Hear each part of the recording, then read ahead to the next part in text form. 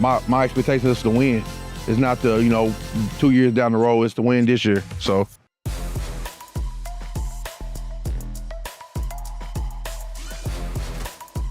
I bring a lot of motivation because I've been that kid that played, in the system where it takes, somebody to give you a kick in the rear end to go, go harder. So I think I bring a lot of motivation. I think I bring some strategic to the game, just analyzing film and breaking teams down and being able to focus on capitalize on weak points. This is really the only sport that I can truly find myself in, and actually be me. So that's why I really love the game of football. And the coach, he like family to me. So, that's why I really love the game and Hayti High School. I take pride in it. I'm happy to be able to play for him. Football is life to me. I mean, I played since I was a little kid. My daddy coached me when I was a little kid. So, I've been around this game since I was a real little kid. And I still, I wish I could just strap it up and play myself. But, as we get older, you can't. So my way to get back to the game is to be a coach and, try to help these kids get to where they want to and fulfill their dreams in life. If the team trusts me, I trust them. So if quarterback, wide receiver, and O-line, I'm a leader. I want to be a leader. So it's my role to help everybody out on the team. It means a lot. This year we kind of like some underdogs, so we just got to try to keep the culture going, winning like we always have been doing. We're all family here. We just do our best to work together. We play as a team. We had trials and tribulations the year before I was the head coach, so it was the rebuild because we lost about 17 seniors that prior to a year, so it was a rebuild still, even with those state championship kids, because it took us 2 years to get there. Like I said, for me, the expectation is to win state championships every year. I mean, that's what when I've been coaching the 5 years previous, every year was state championship contender and playing for it. So, the expectations haven't changed for me. Yes, sir, and our coach put that in us every day that we can go out and win the state championship. We just got to keep playing. And he doing everything he can to help us, and we just got to do the pieces and make it all come together. I feel ourselves playing for a state championship. I don't shy down from what my expectations are, my kids' expectations are. They plan to play for a state championship. And it starts with us. You got to believe in it because the outside people never going to believe it till you actually do it. So it starts with us. If we don't believe it, we can't expect the world to believe it. So we gotta take the procedures and the process and steps to get to that state championship kind of day. We work week by week. We just work week by week. State champ, but that's the goal. So day one. Let's knock them out then. Let's go, baby. State champs on 3. State champs on me. 1, 2, 3. State champ!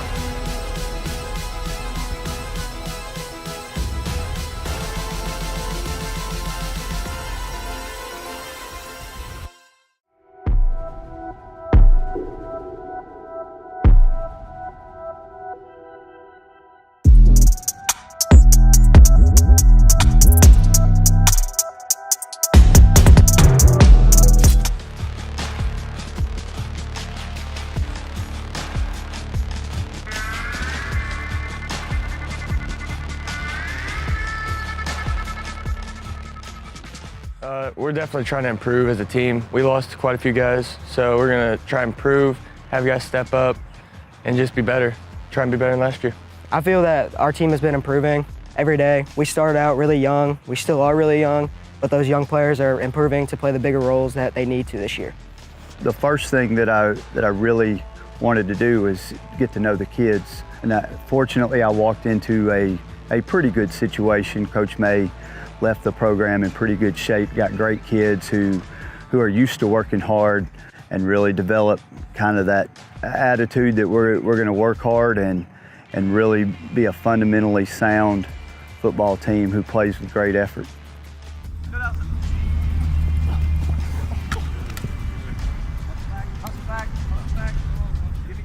The culture is really awesome for me because all of my teammates are really great. We all are really close. We all hang out. I'm friends with everyone. It's just really awesome being close with all your teammates, which a lot of schools aren't really like that. So I really enjoy being close with all my friends and teammates. I think how the fans and the school supports the Green Out games a lot. It means a lot, and just seeing people be aware of organization and like how it can help people is good.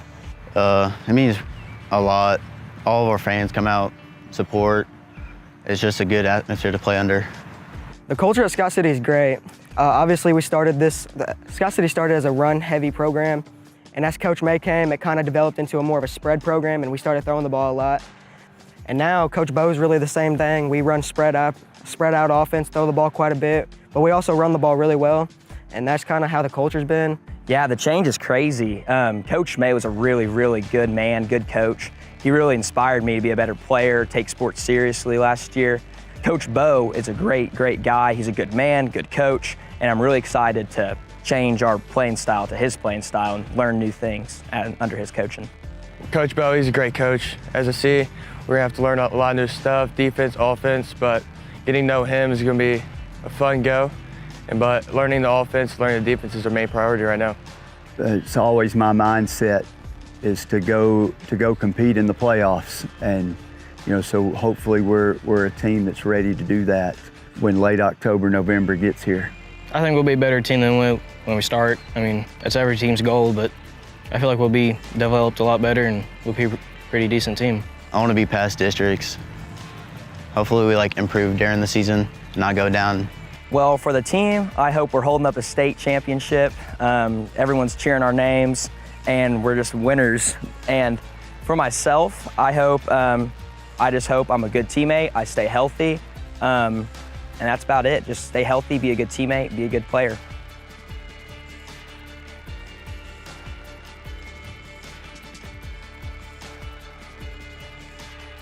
Everybody to the ball! Let's go!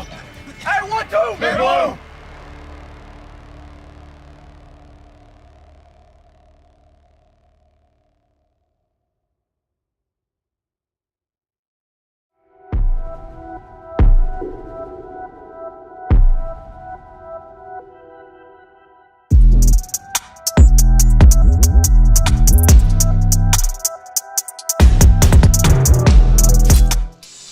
Good evening and welcome to another Friday night under the lights for high school football here on Aycorp Sports. Tonight we are in Scott City, Missouri, where the Rams will be taking on the Hayti Indians. Alongside my broadcast partner Corey Sisk, I'm Jim Riker, and we're excited to bring you all the action. Corey, welcome back. Good evening, everyone. Jim, thank you. So glad to be back in the booth with you for high school football. We expect this to be a good matchup. The Rams are 2-0, and they're looking exceptionally good so far this season. Hayti, they're 0-2, but they have taken on two very good teams in Thayer and Portageville. And these are two very different teams offensively. We'll start with Hayti, a very wide open offense that Coach Robinson's running right now. Yeah, so Coach Robinson would obviously the Hayti coach, a long stretch there, a couple seasons. Very powerful offense he had in the past. Won the state championship 2018. Took a couple-year hiatus, multiple semifinal appearances, district championships. He is now back at the helm of Hayti after taking off a couple seasons. But just from some of their offense, you got quarterback J.C. Ford. So far, he's thrown for 239 yards, 10 for 16, one of which is one touchdown. That was against Thayer. Running back Isaiah Love, 219 yards, 10 carries against Thayer. Timmy Hamilton, Portageville transfer from last year to Hayti. Hamilton, 99 yards and a touchdown. Jeremy Alexander, 56 yards and a touchdown. So, I mean, a little bit of air game, a little bit of run game. I think they're going to be pretty stout. Yeah, good mix of run and game. Now, on the other side of the coin, Scott City at 2-0, but they have just bludgeoned their opponents with their running game, and particularly with Jackson Gloth and with Rustin Underwood. Yeah, Jackson Gloth coming in, 6 for 14, 57 yards passing, 32 attempts, 201 yards rushing, 6.3 yards a carry. Rustin Underwood, he's got 56 rushing attempts, 394 yards. That's a lot of yardage for early in the season. Yeah, absolutely. 7 yards per carry. Lane Miller, 19 tackles, 1 sack, 1 interception.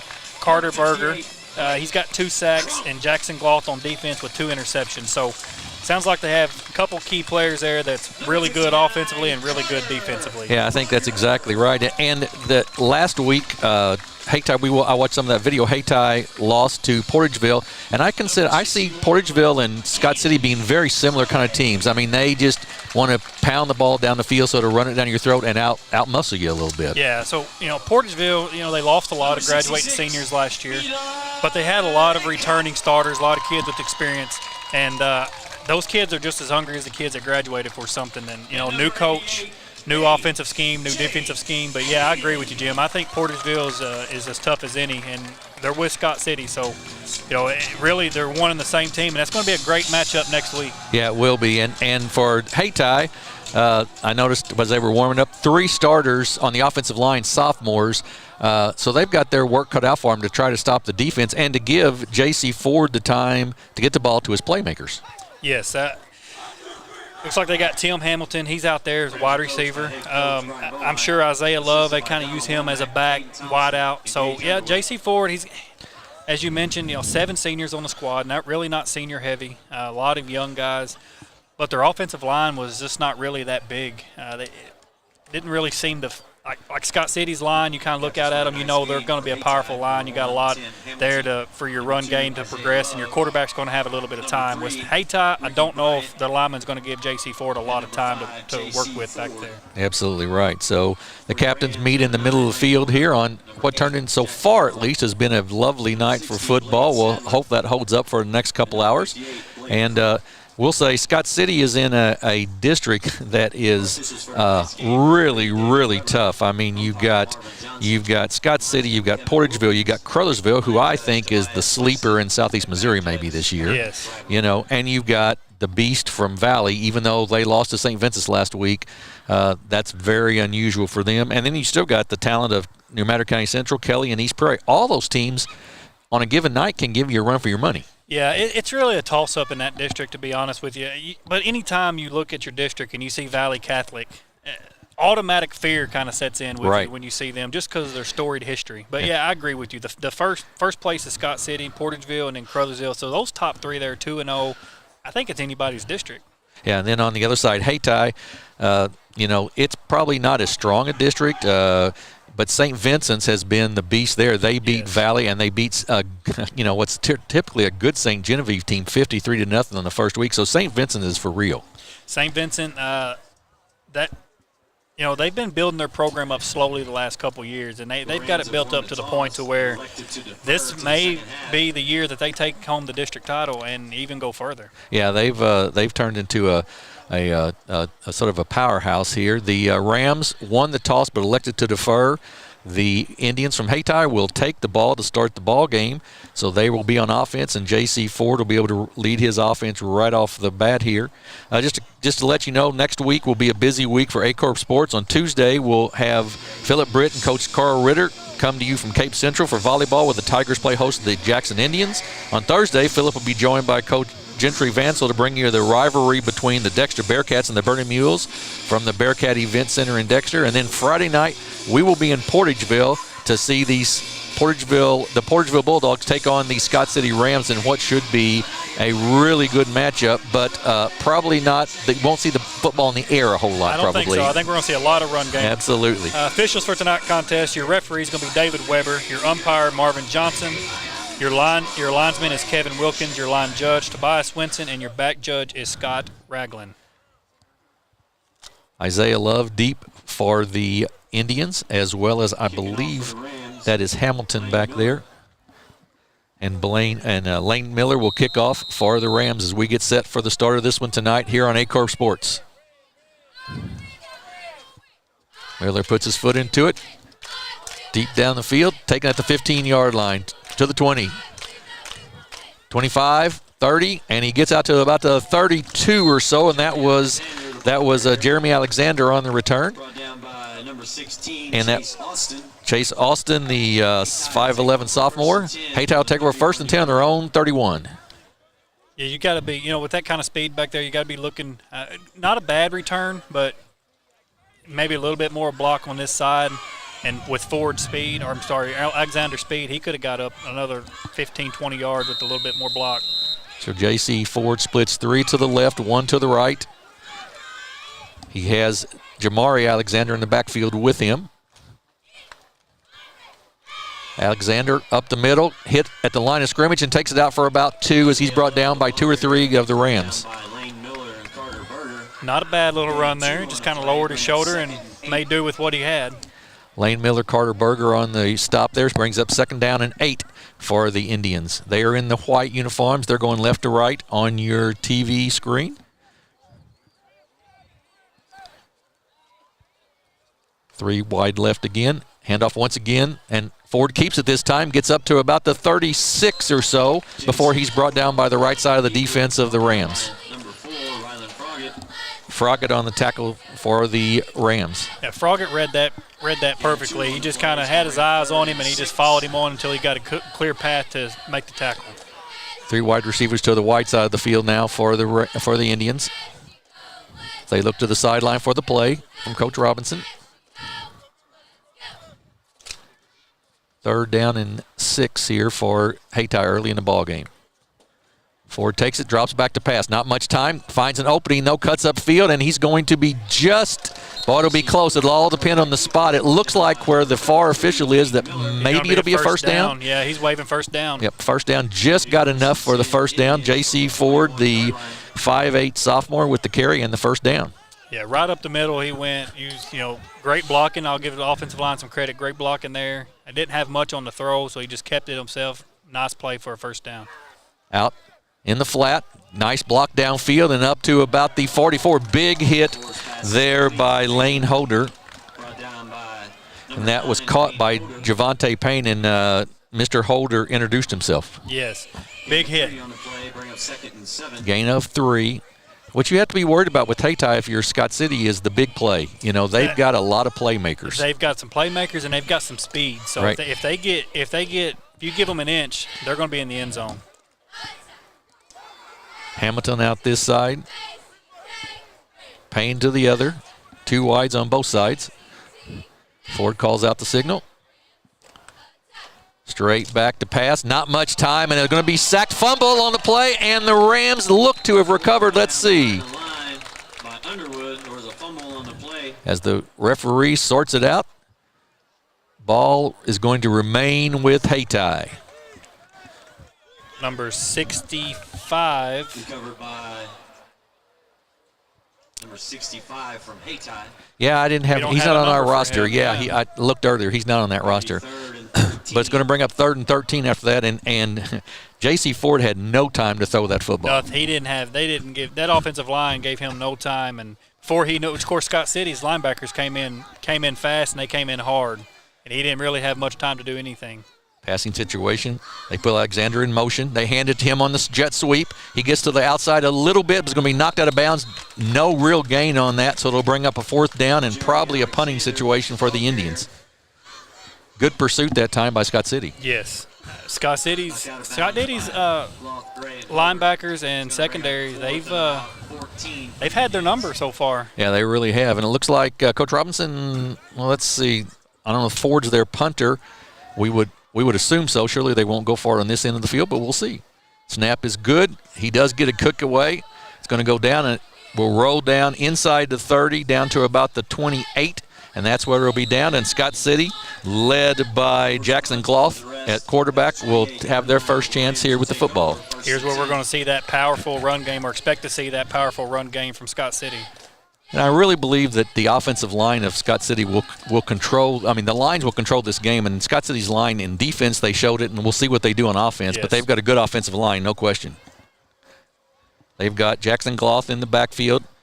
Along with him, Rustin Underwood, who's been the big ball carrier for them all season. Cloth is number 8.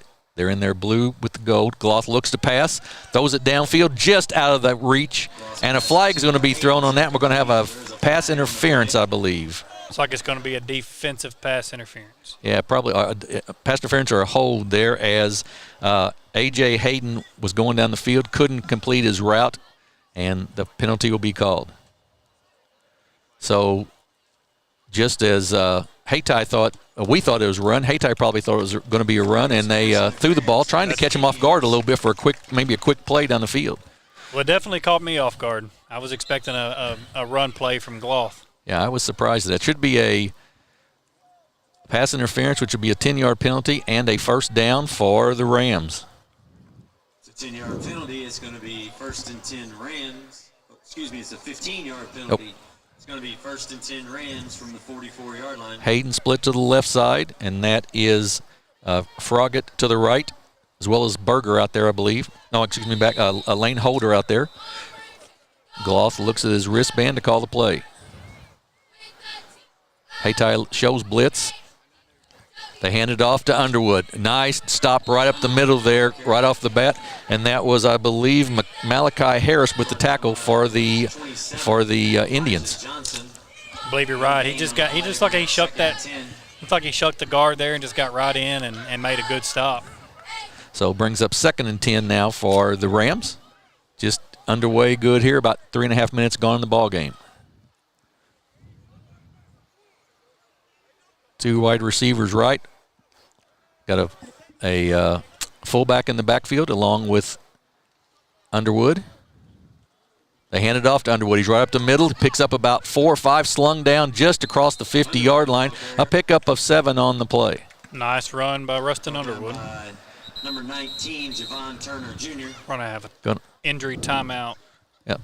Hayti player down. We'll see. Hopefully he can hop up here. I believe that is Jamari Alexander that's down over there. Looks like he's got a cramp maybe. We hope for Hayti. Right. It's a big loss. Yeah, it would be. So we're going to take we'll see they run across the field. Trainer runs across. We'll take a quick break, a 30-second break, and we'll be back here on Aycorp Sports.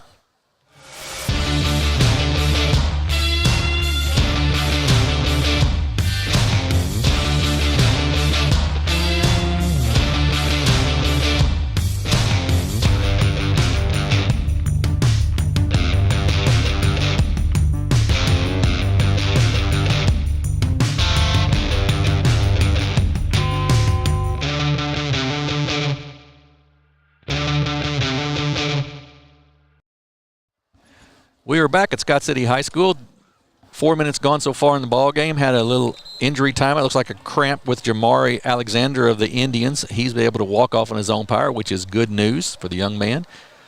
Scott City just at the 50-yard line with a 3rd down and 4 coming up. And Corey, you would assume in this situation with the way they run the football, this may even be a 4-down situation for them. It very well could be. They line up everyone pretty tight in the formation. Nobody deep for the Indians on defense. And we're going to have a jump on the play, and it's going to be offsides, I think. Let's see here. It is offsides on Hayti, and that will bring up a 1st down. If you're Hayti, you cannot give over plays or penalties, easy yardage like that to a team like Scott City. Yeah, that's a killer. You're exactly right. To try to do that. You're at 20 yards worth of penalties so far in the ball game, and both have resulted in a 1st down. Exactly right. Clock starts again. Gloth in the backfield. He will split out a wide receiver to the left side. Man in the flat. That's, I believe, Hayden to the left side over here. Gloth calls the signals out. Looks to pass. Has plenty of time now. The pocket sort of falls down around him. He gets away and picks up about a yard, but good penetration that time by the Hayti defensive line. Hayti got back there, left Gloth with really nothing to do but what he did. A little 1 yard, half-yard scramble there. He had to make do with what he had. And good coverage by the Hayti defenders downfield to not have Gloth with anybody open. So 2nd and 9 for the Rams as they look to the sideline for a play call. New coaching staff here at Scott City as well. Corey, that's been a big thing, of course, as Jim May left and went to Sykeston to coach. Yeah. He good thing is he left the program in pretty good standings. He left a program very strong for the new coach coming in. So. Timeout. Rams. Scott City's going to call a timeout. A little confusion. They were down to about 3 or 4 seconds on the play clock, so the coach is going to call a timeout. We'll take one once again here at 6:50 to go in the first period. We're tied at 0. We'll be back in 30 seconds here on Aycorp Sports.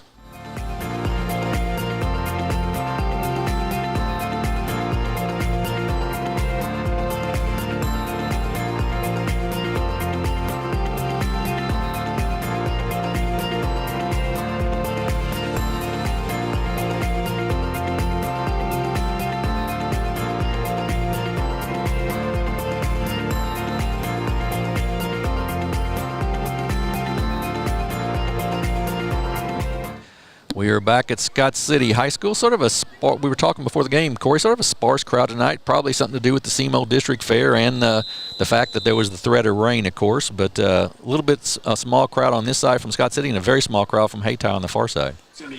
Yeah, a little bit more has trickled in since you and I have talked. Not much from Hayti. I mean, you may have 11 people over there total. They just didn't make that drive up 55. Yeah, it's a long trip.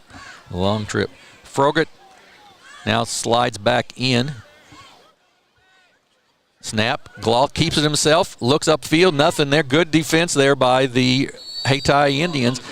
But I will say it looks like to me the pitch is potentially there to Underwood. It is there to Underwood. But I will give Hayti credit. They are reading it very well, and they're getting back there. It's like they've done their homework on Gloth and Underwood. Absolutely. They forced Gloth back inside there where he couldn't make the pitch and brings up a third down and about 8 from the 43. Again to the sideline for the play. Little adjustment there on Hayti's defense. 10 seconds on the play clock. They run Miller and Froggett out to the right side as well as another wide receiver. Gloth, the flag's going to be on the play. Gloth's going to throw it deep down the field. He's got a man down there and knocked away. Good defensive play downfield. Great coverage. Looks like Isaiah Love with great coverage. Illegal procedure maybe. I believe that's what it's going to be, procedure on the offense. Well, Gloth showed he's got an arm, no question. He threw that one 50 yards on a nice spiral, but great defensive play there by Isaiah Love. And the receiver they're going to illegal shift and decline, so it'll bring up a 4th down and about 8 for the Rams here at the Hayti 43-yard line. So, okay. I can't tell what receiver that was downfield. I thought it was maybe A.J. Hayden that was down there, but I won't swear to that. And we've got a water break here, I believe. Yep, official timeout, water break. That happens in the first 4 weeks of the season, so we'll have a little break. Corey and I will take a little water break as well, and we'll be back in 30 seconds here on Aycorp Sports. Our family has been in the car business for almost 70 years. In that time, a lot of things have changed. One thing that has stayed the same is our commitment to customer service. At Glen Sains, our inventory is growing every day. Between all of our 4 stores, we'll have 400 units in stock at any given time. Whether you're looking to buy a GMC, Chevrolet, Buick, or Ford, we look forward to serving you and your family for years to come. Back at Scott City High School, we're at 6 minutes or just under 6 minutes to go in the first quarter. No score yet. Corey and I were talking off the air there. Just not really been a lot of consistent flow to the game so far. No, just kind of been slow-paced, a lot of run. Thought we was going to have exciting pass play there. Isaiah Love did have an exciting breakup on the pass play. But other than that, it's just been kind of a slow-paced game, just both teams kind of taking their time. Hayden goes in motion all the way across. 4 wide on that side of the field. Gloth looks downfield long. He's going to overthrow his receiver out of bounds, and it'll be a turnover on downs, and we'll go back to the Hayti Indians. That was great coverage there, too, by the way, by Timmy Hamilton. Yes, it was. Really good coverage. And he went to the side of the field with only 1 receiver, sort of man-on-man coverage as opposed to the far side where there were 3 receivers. Yes. But good. I think Hayti has shown us they can cover the pass. They can play defense. Yes. They can play defense. If their offense would kind of catch up to the defense a little bit, offensive linemen but giving their backfield a little bit more time, I think Hayti has a possibility of winning this ball game. Ford flips it out in the flat, goes down the sideline, and that's going to go to Alexander. That is Jeremy Alexander out there with the catch and a big pickup. That was that speed that we were talking about in the previous series for Hayti. You give them an inch, they're going to be ahead of you quite a bit. Well, he must have stepped out at the 49 of Scott City, as that's where they marked the ball, so it'll be 2nd down and about 3 to go. Empty backfield behind J.C. Ford. 3 wide receivers to the right. He gets it, rolls right, kicks it out in the flat quickly. Missed tackle there. Up the field is Javante Payne. He's down the sideline. He's going to be knocked out of bounds at about the 33-yard line. He comes up hobbled a little bit, but 2 nice completions in a row there by J.C. Ford. I think they probably listened to our broadcast, Jim, and heard me say the offense has to get something going. That's exactly right. That's probably right. I had to catch up a little bit. So they've woke up a little bit, Jim. Yeah, they have. At about 20 yards they've gained here. Ford looks at the wristband from the call from the bench. He has, I believe, Jamari Alexander behind him. 3 wideouts right, 1 left. Run, pitch out, bad pitch. Alexander's going to just fall on it. He does, but that's going to be a big loss. That's going to be about a 10, 11-yard loss, and just really not a very good pitch. Not a very good pitch at all. Coach Dom is not he's Coach D-Rob, Dominic Robinson. He's not happy about that play at all. You can see him over there on the sideline. Yeah, and and to be fair, Ford is a sophomore. He's learning the position a little bit, but just not a very good. That's one of those you just got to turn it up the field and pick up your 1 or 2 and go to the next play. That's right. Like you said, he is learning, but he's proved tonight with a couple of those passes. He's got some arm and some accuracy there. Ball's loose, I believe. Picked up there though by Javante Payne. We'll see if they're going to call it incomplete. They will call it incomplete. I'm telling you, Ford has not had – they've had to throw the short pass because he's not had any time to really go back deep. Yeah, he's not – we keep saying his offensive line's not really giving him time, and they're not. But Hayti's secondary is really covering those receivers since those last 2 passes. They've really been covering them pretty close there. So Hayti's secondary is not giving him much either. Yeah. Ford with an empty backfield. The Rams see if they blitz or not. They rush 4. Quickly down the field, man open, jumped in front, and caught for the touchdown for the Indians. Went off the defender. Isaiah Love. And Isaiah Love with the catch for the touchdown. Good coverage there. Just they both went up for the catch, bounced off the defender, and a touchdown for Hayti. Right. Great throw. This is one of those types that, the offensive line did a great job blocking there, gave him some time. He made a great throw to a wide-open Isaiah Love. The coverage was there. Both defenders the defender kind of went up for it. Isaiah Love just happened to come down with it. Yeah, Ford with a nice spiral on that. That was about a 45-yard touchdown pass. They'll go for 2 here. Hayti strikes first. Ford in the backfield, hands it off. They try to cut it back upfield. He does cut it up, but he's going to be cut short of the goal line, so the 2-point conversion is no good. So with 4:41 to go here in the first quarter, Hayti scores first on a long touchdown pass. They lead the Scott City Rams 6-0. We'll be back in 30 seconds here on Aycorp Sports.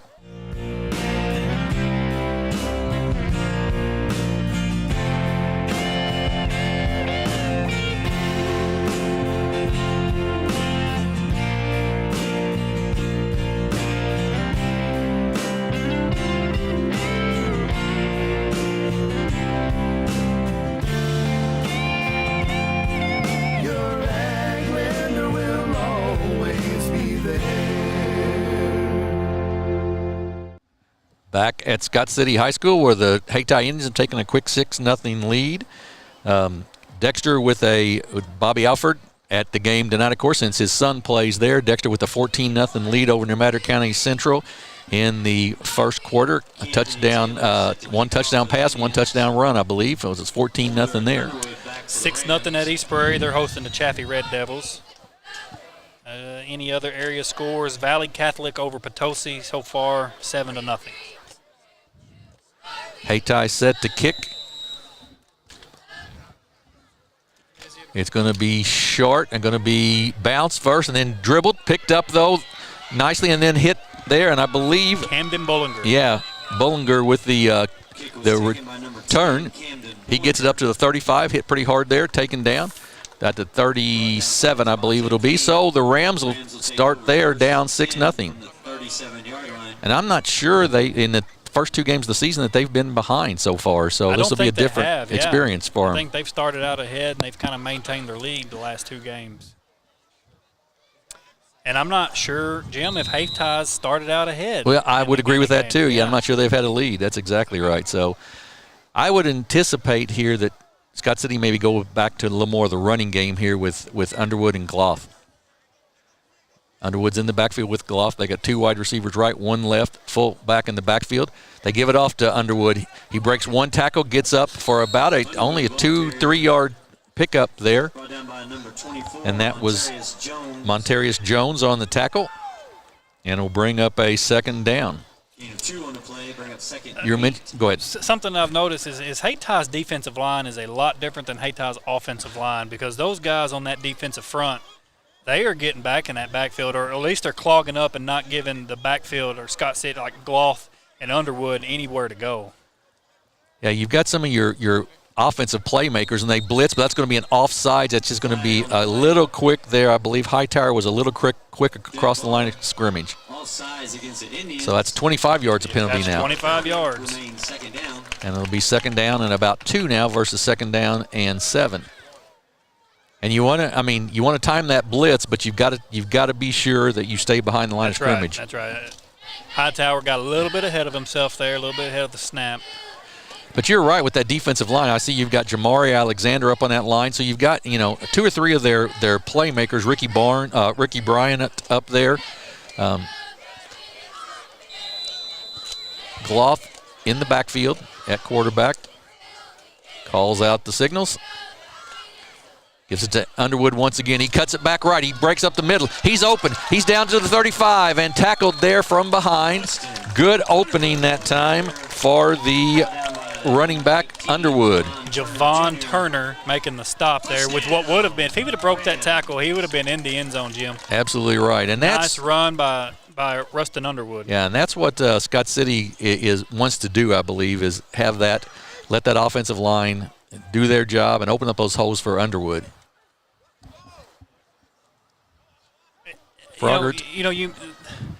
Scott City's probably going to win this game far as size-wise, as far as the players I'm looking out. But speed, they're pretty evenly matched, so they're not going to be able to beat Hayti with speed. They're going to have to beat them with size and strength. Gloth with a nice cutback and a second. He's going to try to get to the corner. He's not going to get there. He's going to run out of bounds at about the 22, but he's going to have a first down. 2 very nice cuts in the middle there by Jackson Gloth. So Rams with another first down at the 22. Trying to get on the scoreboard here and tie it up as Hayti leads 6-0. Jackson Gloth, if I remember right, I think last season or the season before that, maybe he was a wide receiver. He was a wide receiver. Filled that's in right. at quarterback every now and then, take a few snaps for the varsity level.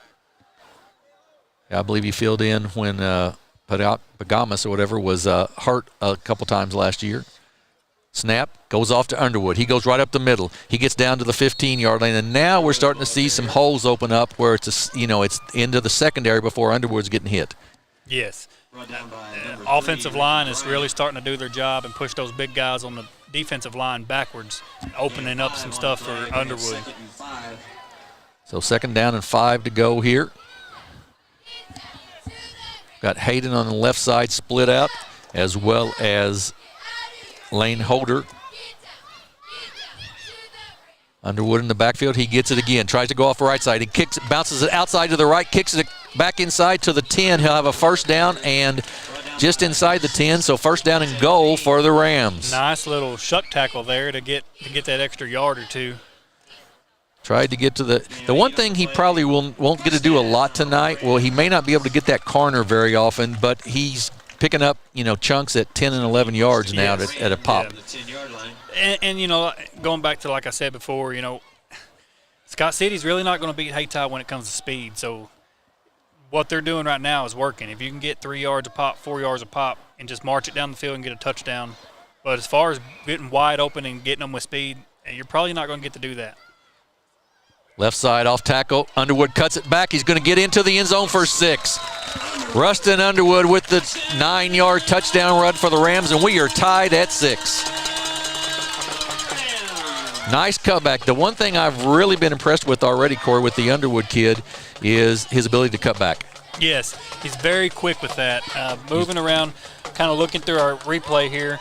Looks like he's like a little misdirection. He hits one side, he cuts back so fast, right through the corner of the end zone.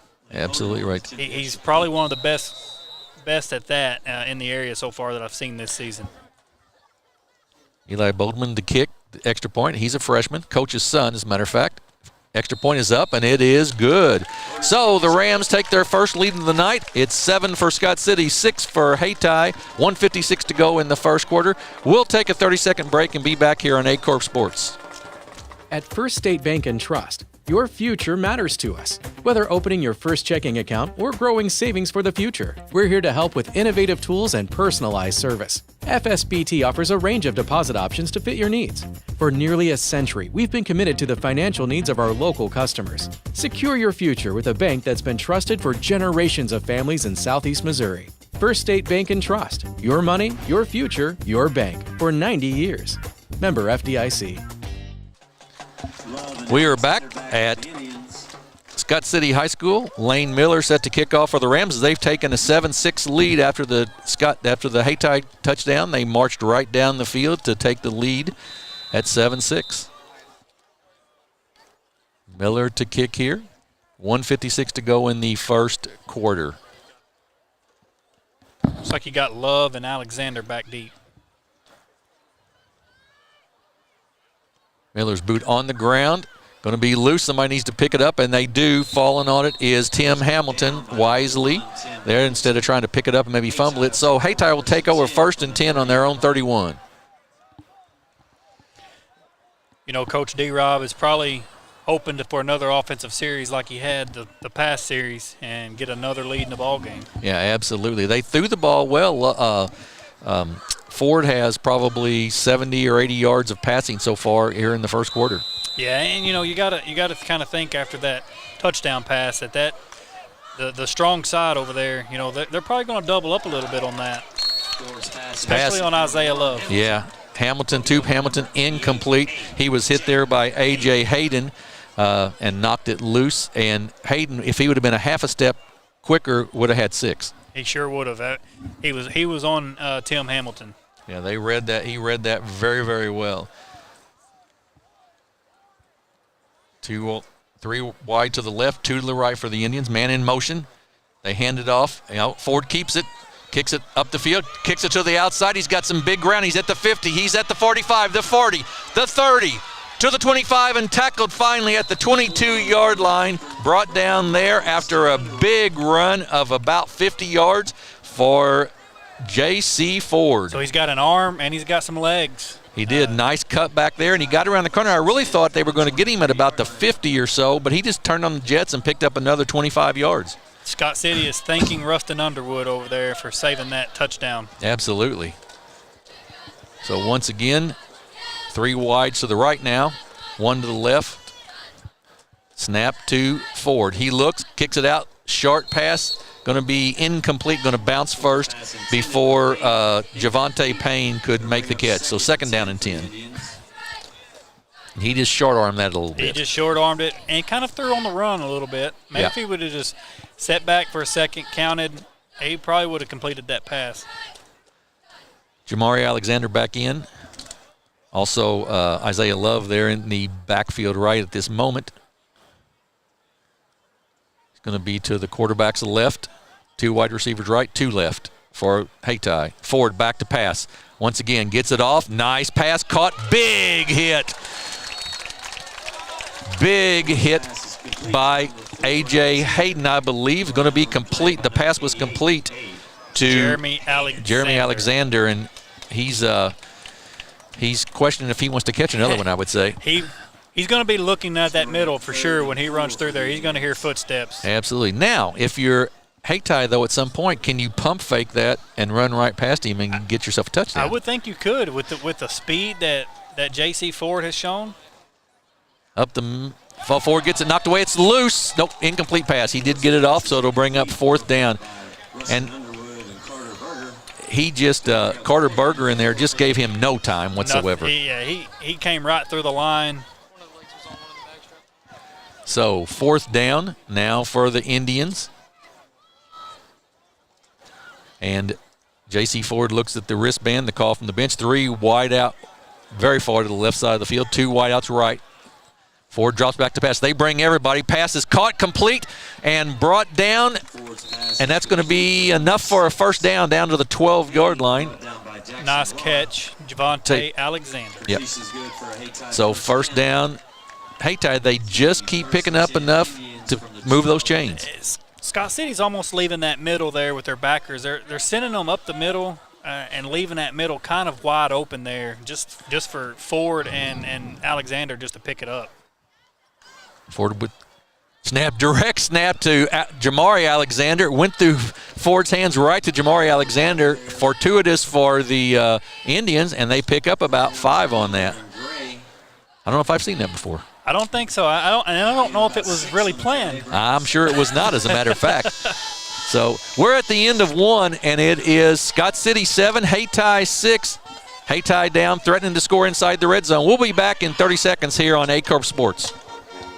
What First State Community Bank means to me is, it says it in its name, community. We're family. We care about one another, whether it's in our SEMO markets or we can reach out to someone in Farmington, Columbia. They're always there to assist. We are very customer focused. Our employees do a great job with listening to the customers. The tellers know 100% of all customers by their name. If you want to feel at home, then walk into the doors of First State Community Bank.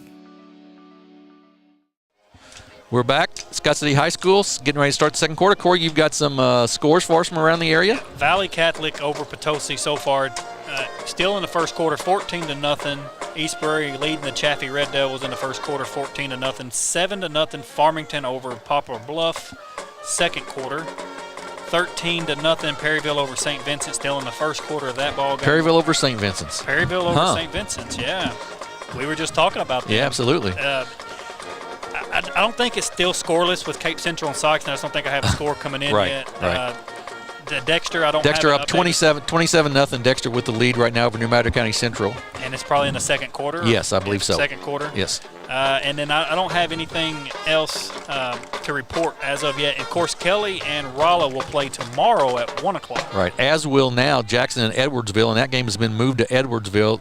Jackson had a threat or something at the school day. Their school was out of session, so they moved that game to Edwardsville tomorrow afternoon. Second down and goal, or second down and 5 here. Jamari Alexander up the middle, gets down to about the 5-yard line, 6 maybe. Pickup of about 2, so it'll bring up third down and about, let's call it 3 or so to go. You know, I've got a daughter, my oldest daughter. She's in the 4th grade at Jackson, and so as a parent, you seeing that, you kind of worry. Absolutely. However, I'm thankful that they did close school out in abundance of caution, and it's just a shame that the world we live in, that our kids can't get an education because we have school threats. They have to worry about going to school. Right, and that's been unfortunately very, very common here. We'll keep it right here. That was a timeout, Hayti. Very common in the last week or so in Southeast Missouri. I know Cape Central, or the public schools, Cape Public Schools had something. Of course, Jackson's had something. I believe Poplar Bluff I saw maybe had something. You know, it's just a shame that somebody feels like that's something to joke about. Because it is not anything to joke about whatsoever. Absolutely not. You know, and so I'm like you. I'm glad that Jackson takes the threat seriously and is checking it out. And of course move that game, because that will be, you know, that's a big. The pit in Jackson is a big place. It would be very hard to totally and completely secure that area. Yes, absolutely. You know, so good choice for them there. So third down here for Hayti. Third down and about 3. They're on the Scott City 6-yard line. They trail by 1, 7-6 here in the second quarter. Ford runs out with it. Finally does get a pitch out to the corner, in for 6. Isaiah Love. Love with the touchdown around the corner there, and just the speed of Hayti. That time, Ford with a really nice pitch. He held the ball long enough, didn't he? He did. He held it long enough, got a good block. Isaiah Love, pitch out.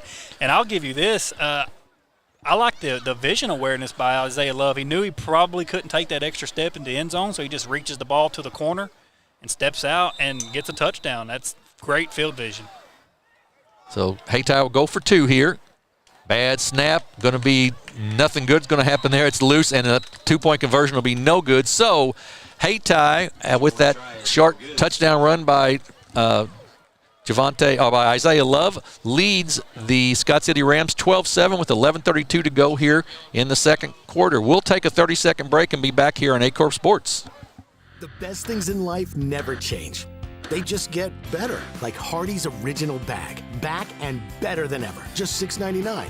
Mix and match any 2 full-size favorites. A juicy charbroiled double cheeseburger, melty hot ham and cheese sandwich, or crispy hand-breaded chicken tender wrap. Any 2 plus fries and a drink, all just $6.99. Hardee's Original Bag. Loaded with handcrafted goodness.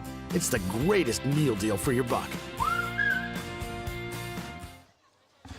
Back at Scott City High School, and what's been a little bit of a surprise so far, the Hayti Indians at 0-2 in the season have got a early lead here in the second quarter on Scott City, 12-7. We'll kind of go to Scott City's opponent for next week. Last week they played Hayti, and they beat Hayti 36-6. I mean, they held Hayti to 1 touchdown, and Hayti's got a lead on Scott City here and already got 2 touchdowns in before halftime. So the kick, number 16, Chase Austin with the recovery or the catch of the kick. He's brought down immediately, but that's very short. And we were talking before the broadcast, Corey, the kicking game is such an important part of the game, and we just don't see a lot of that in high school anymore. We don't. Valley, they had the Nager kid a couple years ago. He was a pretty good kicker. Dexter had a great kicker last year. Yeah, Levi DeMint, yep. But aside from that, Jim, kicking's like a thing of the past, I guess, for small high schools. We just don't have a whole lot of them anymore. Scott City with the football. Gloth in the backfield calls the signals, hands it off to Underwood. He cuts it up, cuts back, and then is brought down. That time the linebackers really stayed home nicely for the Hayti Indians and made the tackle. Yeah, Underwood is just trying to make something out of nothing out there. Gained a couple yards, stayed on his feet, but the linebackers, they just had his number.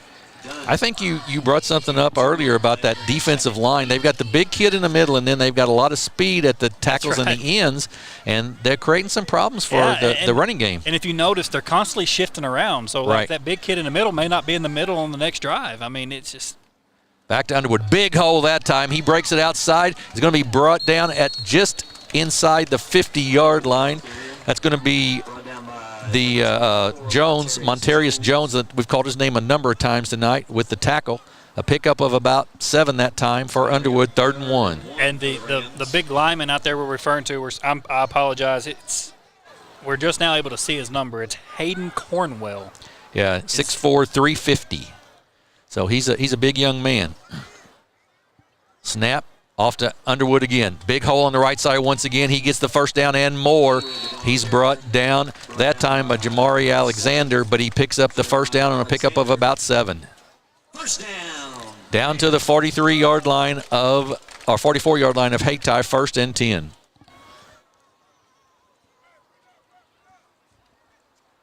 Hayden to the right side, split, as is Lane Holder. Scott City's gone back a little bit more to the running game now, got away a little more from the passing game. Gloth looks to take the snap. Now he puts Holder in motion. Takes the snap, drops straight back. I just say they're not passing, and they are all of a sudden. A nice pass by Gloth. It is caught down there by Holder. Great catch over the shoulder down to the 11, 12-yard line. Great catch. Great throw, great catch. I want to point out something. Hayti came through the line. I don't know who that young man was. He came through the line and had a clear sack on Gloth, and Rustin Underwood threw a heck of a block there. Gave a lot more time, and Gloth just to Holder right down the field there, which resulted in almost a touchdown. And that block may be more important than a number of the runs he has on a given night. That's exactly right. And a lot of times you'll see a running back who's not real crazy about that, that's a good block. You're right.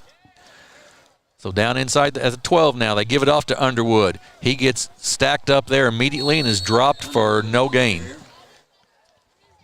So second and 10. I will also say the pass Gloth threw was over the back shoulder there, just thrown really, really well. Right, that's right. You and I were kind of talking today before the game, before the broadcast. We haven't really seen a lot of his passing numbers so far this season. And I don't know if it's just because it's not been reported. Obviously, the kid can pass. Right. I just think they haven't had to throw it, so far. He's thrown several great passes so far this game. We're going to have a timeout called, and that's going to be by Hayti with 8:49 to go here in the first quarter. And don't you think Coach Robinson is really trying – he has to use every teaching moment he can, I would say. Yes. And we kind of talked a little bit about Coach Robinson's success in the past. He took over a rather struggling program back in 15 or 16 and rather quickly turned them into state champs, undefeated state champions in 2018, 19 district championship semifinal appearance, several more district championships and semifinal appearance. And then he kind of focused more on being an administrator. He's a principal at Hayti. Kind of stepped away from the reins. The program, I'm not really going to say went downhill, but kind of went to a rebuilding phase. And me personally, I'm glad to see Coach Rob back at the helm of Hayti. And you can really tell the difference in so far these 3 games that they've played in last year's season. Well, so much of high school football, too, is the head coach has got to recruit inside the school. Right. You've got to get the athletes out there, you know. I think that's something that Coach Jamerson's done at Dexter. Right. He's got the athletes out to play now, you know. Goff in the backfield for the Rams. Takes the snap, gives it off to Underwood. Big hole, right side. He cuts it up the middle. He's down to the 5. He's going to be gang tackled there. Stopped short of the first down by about 3 yards, 2.5 yards or so. But a nice pickup, and they are consistently running through that right side of the offensive line. Yes. They must have found a little weak spot there because they're seems like just about every play or every other play, they're going to that same spot there on weak side. Yeah, Caden Gray, I believe, is one of the linemen on that side of the field. Also, maybe Blake Crump is over there as well. He's a 5'10 senior, and they've done a nice job. So, 3rd down and about, let's call it 5 maybe for the Rams. Gloth takes it right side. He's being chased. He gets around the corner, though. He gets to the 2, to the 1, and is... We'll see if there's a call. In for the touchdown. Just got into the corner of the end zone. I thought he was in, but wanted to see the official sign. And Scott City takes the lead back 13-12. Just Great. A designed run there. Yeah, great. And, it's kind of a mirror image of what we saw with Isaiah Love with the Hayti series, kind of right to the corner of the end zone there. Yeah, exactly right. Got the ball over. Great. And, a lot of if you've not been in officiating, you really don't know. I kind of also watched the position of the officials, and that was a great call by the officials. The back judge sitting at the back of the end zone didn't jump the gun to make a call. Right. He let the line judge over here make the call, and it was end up being a great call. Kick is up, and it is good by the freshman Bobian. So we are 7:57 to go before halftime, and all of a sudden what went from a not real exciting game has gotten very exciting as Scott City has the lead 14-12. We'll be back in 30 seconds here on Aycorp Sports. Senator Jason Bean is proud to represent Southeast Missouri and the Boot Heel in the Missouri Senate. High school football is a positive avenue for our student athletes to build character, compete, and grow. Senator Jason Bean wishes all our student athletes and coaches a successful season. Mathis Funeral Home of Dexter and Bernie strives to provide their community with the accommodations and services needed to relieve your family during times of loss. For more information, give them a call and see how Mathis Funeral Home can help meet your expectations in celebrating your loved ones. Lane Miller set to kick off here for Scott City after the touchdown run and extra point was good. They lead now 14-12. Miller will kick, and we've got, I believe, is Jeremy Alexander back one deep, and maybe Jamari Alexander the other deep back. Alexander back for Hayti. So we see some different kids back there. Coach Robinson puts back the field kicks. Yeah, it's been Isaiah Love's been back there once. Tim Hamilton's been back there once. Kick goes, stays in play. That is Jeremy Alexander. He tries to cut upfield. He's losing ground, though. Now he cuts it back up. He gets to the 24 or so, and he's brought down there. Got back to about where he started, so it'll be 1st and 10 from Hayti for right there. Ran 10 yards to get pick where up he nothing, right? Exactly right. It's common with we see it a lot. They'll get that ball and they want to go all the way back across the backside of the field. Right. Just lower your shoulder, go straight. If you get 2 or 3 yards, you get 2 or 3 yards. But you ran 20 yards to get absolutely nothing. And bad things tend to happen on blocks. That's right. At that, a lot of times you'll see a block in the back or a hold, one of the two. Hayti with a little bit of a tighter formation this time. Ford, the sophomore quarterback, 5 yards behind the line of scrimmage to take the snap. Takes it, hands it off. Nope, fakes, handoff. Now throws it out in the flat. Out to the 25, to the 27, 28-yard line. He's brought down there. That was Alexander, Jeremy Alexander with the catch. And I believe that was A.J. Hayden again with the tackle. Man, he might have got by with the face mask on that. I thought so, too. I thought maybe that same thing. Jeremy Alexander both those kids came out of that with a little gimpy out of that. 2nd down and about 6 for the Indians. Ford in the backfield calling signals. He has Jamari Alexander back there with him. They pick up the blitz. Good fake. He runs it wide open area where he's got to the 35. Now he's out, stutter steps, and runs out of bounds at the 39-yard line for a first down. And really nice blocking downfield there by Cam Borders, the wide receiver. Yes, and, and that goes to the pump fake you were talking about earlier. If I wonder if he pump faked, how many yards he would get. Right.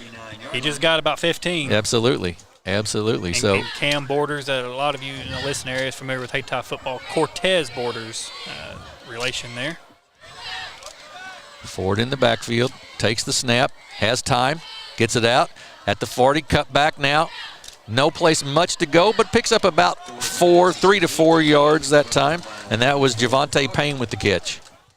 Ford is not afraid to spread the offense around either, is he? He is not. No, he's doing a great job for a young quarterback. Yeah, he has really good field vision. So 2nd down and 6, almost to the halfway point of the second quarter here. We'll have a water break at the 6-minute mark. They hand it off to Alexander up the middle. He gets stuffed right at the line of scrimmage, and they have not had much luck running the football. They have not. Hayti's defensive line, linebackers, has been all in that middle, clogging up those holes for Scott City. Alexander there with the, as I said, with the no gain, so it'll bring up 3rd down and 6 now for Hayti. I believe they may let it run down to the 6-minute mark so they get the free timeout here with the water break.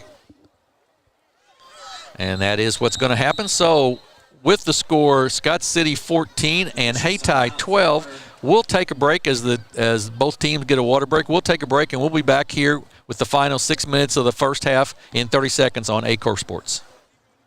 Do you need personalized merchandise? Trying to celebrate the season of that big state run? Then Juju Promotions in New Madrid has you covered. Whether it's heat presses, screen printing, or embroidery, we always have an option that will leave you satisfied and looking your best. With seasonal styles and plenty of accessories, there's something here for everyone. So come in and shop around. You'll be welcome with a smile and leave more fashionable than ever. Call us at 573-748-4040 or visit us in New Madrid. Folks, if you haven't caught the new podcast that Aycorp Sports is doing with Drew and Dave, drops every week at 7 o'clock on Monday morning. If you want to know about high school football, you need to listen to it, man. They cover it and cover it well. They do. I've listened to them the last 3 weeks, and they are spot on. Even the week before the season started, I mean, they gave predictions, and they've been right on all of them so far. Pass complete once again. Another first down for the Indians. That pass that time to Tim Hamilton, I believe. And Ford just, I am very impressed with the decision making he has. Yes, like I said, young quarterback. He's got some arms. We've seen his arm, we've seen his legs, and we've got to see his field awareness. He's really spreading this offense out. He's really doing a good job, and I think taking the lead, taking command. Right, for a sophomore too. That's unusual. For a sophomore, yes. He calls signals in the backfield. Takes the snap, gives it off to Ali. Holds it and kicks it off outside. Good completion, but nice tackle there. That tackle is by Jackson Gloth, the quarterback, and he brought down Jeremy Alexander very, very quickly. He did. That was a tackle for loss there, so it'll be 2nd down and 11 now for the Indians. I still contend, though, that if you have the time, that pump fake, if you fake that to flatten and take off, there's something there. Yes, later in the game. It worked for him. I mean, last time he got 11, 12, 15 yards, I think even. Ford with the snap. Cuts back inside. Nothing there. Now pitches it out. Out to Alexander. Jamari Alexander gets down to about the 43-yard line where he stepped out of bounds, and will bring up 4th down and approximately 7 for the Indians. I believe that may be Isaiah Love. Oh, was it Love? 2, okay. Yeah. And that's kind of that pitch that went for 6 earlier. Right. He read that very well. Kind of did a little moves, got free, drew the cornerback in, and then just did a little pitch out to Love. Actually, it was not really a pitch. It was kind of like a little short pass there once it was all said and done. But either way, he read it perfectly, and it was a great play. Ford with time, gets it. Oh, and dropped. The receiver dropped the pass and would have had the first down. Ford knew where he needed to go with that. But great throw. It was a great throw, but the pass was dropped, and that'll be a turnover in downs. I believe that was 4th down, was it not? I believe it was. Maybe it was third. Okay, my mistake, folks. Absolutely. I thought that was fourth already. So it is fourth down now. So the Indians get another chance. Scott City shows the blitz. We'll see if they really come or not. And we're going to have a timeout here to discuss what they want to do, I would assume. So what would you do here? They're showing all-out blitz, and you haven't really stopped the pass rush very well. You haven't stopped the pass rush very well. But, you know, I mean, this kind of goes back to the kicking game. This is where you don't see it a whole lot in high school football, so I don't think we're going to see what would end up being a 50-yarder, 55-yarder. Right. And I don't really think we're going to see a punt. Right. I think that D-Rob is going to maybe come out and either do the pitch that's worked nicely for him the last couple times, or use that pump fake that you've been talking about all game. And he used it the last time, and he went for a lot of yardage. So I think we're going to see something that's worked for him all night. It's either going to be that pitch or it's going to be a pump fake. Yeah, and I guess one option also is to keep a running back in to try to block here to help out a little bit. But if they bring in 7 or 8, that'll be a little tough. But Ford has made great decisions, so we'll see what Coach Robinson calls up and see if Ford can execute. Just heard from Bobby Alford. Dexter up 39-0 on New Madrid County right now. Dexter is a powerhouse of a team this year. They've looked sharp the first 2 weeks. Ford with time across the middle. Pass knocked down, incomplete. Threw into coverage that time a little bit, so it will be a turnover on downs now, and Scott City will have the ball 1st and 10 on their own 43. I'm not really sure if I agree with the over-the-middle pass. Like, he threw right into 3 Scott City defenders. It sort of takes away your athleticism a little bit, doesn't it? That's right. I mean, he's made great decisions all night, but I just don't think I agree with that decision. He had what's number 4? Yeah, Jeremy Alexander almost wide open, standing on the 30-yard line. Yeah. Down there. I mean, he has the arm strength to throw it to him. So Scott City will take over. They have a 2-point lead, 14-12, 4:36 to go. They'd probably like to grind out the last 4:36 of this quarter if they could, and get a score and go into the locker room with the bigger lead. Valley 28-0 over Potosi so far. Eastbury 28-0. Farmington 15-7 in Bluff. Perryville still holding a 13-0 lead. St. John 12-0 over Kennett. Gloff goes deep and overthrows his receiver. The receiver cut the route off a little bit and then went down. I think Hayden thought he got held maybe, but he cut the route off and the pass was overthrown. So 2nd and 10. Well, I've been impressed that with Gloff's arm and the fact that the Scott City has decided to open it up a little bit too. That's right. Yeah, they definitely, I think the first game they kind of went a little run heavy. Second game was kind of few big passes here and there, but kind of run heavy. Tonight's been pretty even 50-50. Yeah, it really has. I mean, he's really shown what he can do offensively. Hayti shows blitz. They do blitz quick in there, and Gloss going to be, going to pick up a couple maybe. Just about a yard or so as Hayti brought 6 in there and got into the backfield quickly. So I think that was number 8, Jaheim Dunn. So 3rd down and 9 for the Rams here with 4 minutes to go in the first half. Been a much, be honest with you, a much closer game than I thought driving up tonight that it would be at halftime. Yeah, I did not expect a 2-point game so far. Hayden splits out to the left. Got a fullback and 2 wide receivers on the right. Underwood in the backfield with Gloff. Underwood goes into motion. Gloff back. He gets the great screen call right up the middle. Breaks through and gets the first down. Well, that mark will be good enough for a first down, plus quite a bit. Great run by the receiver there. That is Lane Miller with the reception, and boy, that is a lot of determination right there. He got 9 easy yards, but he got 5 with he really had to struggle to get them, and he got them with about 4 or 5 Hayti defenders. Absolutely, and a great call that time by the Scott City coaching staff. The screen across the middle, everybody was looking for the ball to come to Underwood out here, and they went up the middle on that screen. When the linebackers blitzed in, I mean, they actually tackled Jackson Glaus back here right after he got the ball, so the linebackers actually blitzed in, leaving Miller wide open in the middle there. Got an official's timeout on the field. Official's timeout for equipment. For an equipment thing. Everybody stay on the field, the referee says. But And that's another play. You don't see screen plays a lot anymore in any level of football, really. But it's such an effective play when you have the blitz coming in. Whenever I was in high school, it was always the double tight I formation. The spread offense hadn't really came to be yet, right. And then the spread came real popular. Now you don't really see that a whole lot anymore. You're kind of going back to the foot-to-foot and the screens and stuff like that these schools are starting to run. Right. Gloth with a pickup of 7 on that play on the quarterback keep. Down by number 2, Isaiah Love. And Love on the tackle. 2.5 to go here in the first half. Bring up 2nd and 3. Gloth looks to the bench, as does the whole team. Looks at their wristbands so they know the play. A.J. Hayden will go split wide to the left. Other 3 receivers tight to the right side. Now they put a tight end up there.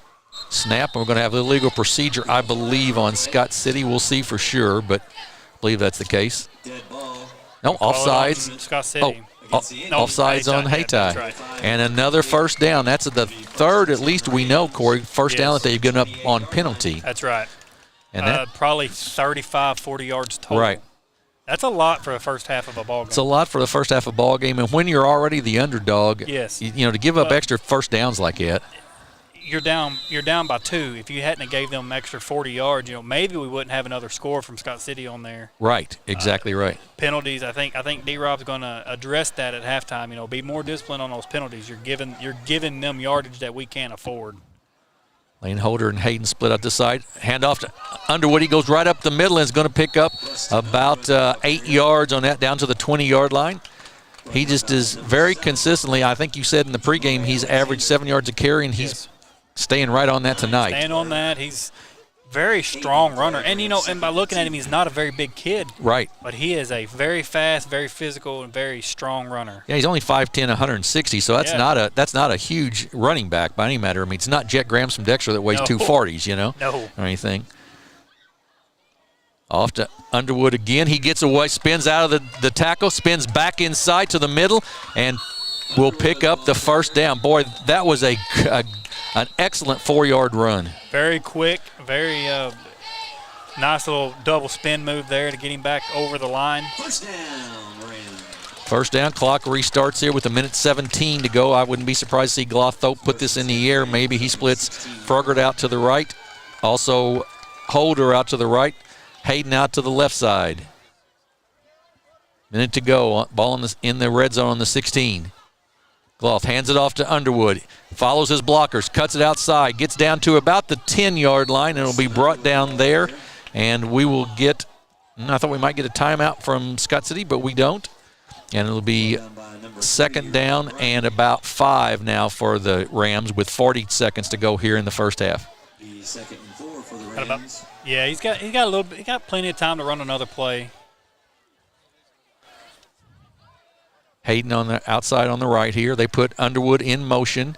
Gloth empty backfield, takes it, rolls out, throws it into the end zone, and it's knocked away. Good defense there by Hayti. Looks like Isaiah. Is that Isaiah Love? Or? I believe it was maybe Love back there on the coverage once again. He's played well defensively. Played well defensively and offensively. Right. And a lot of these kids on these smaller schools like this particular, these kids go both ways. That's right.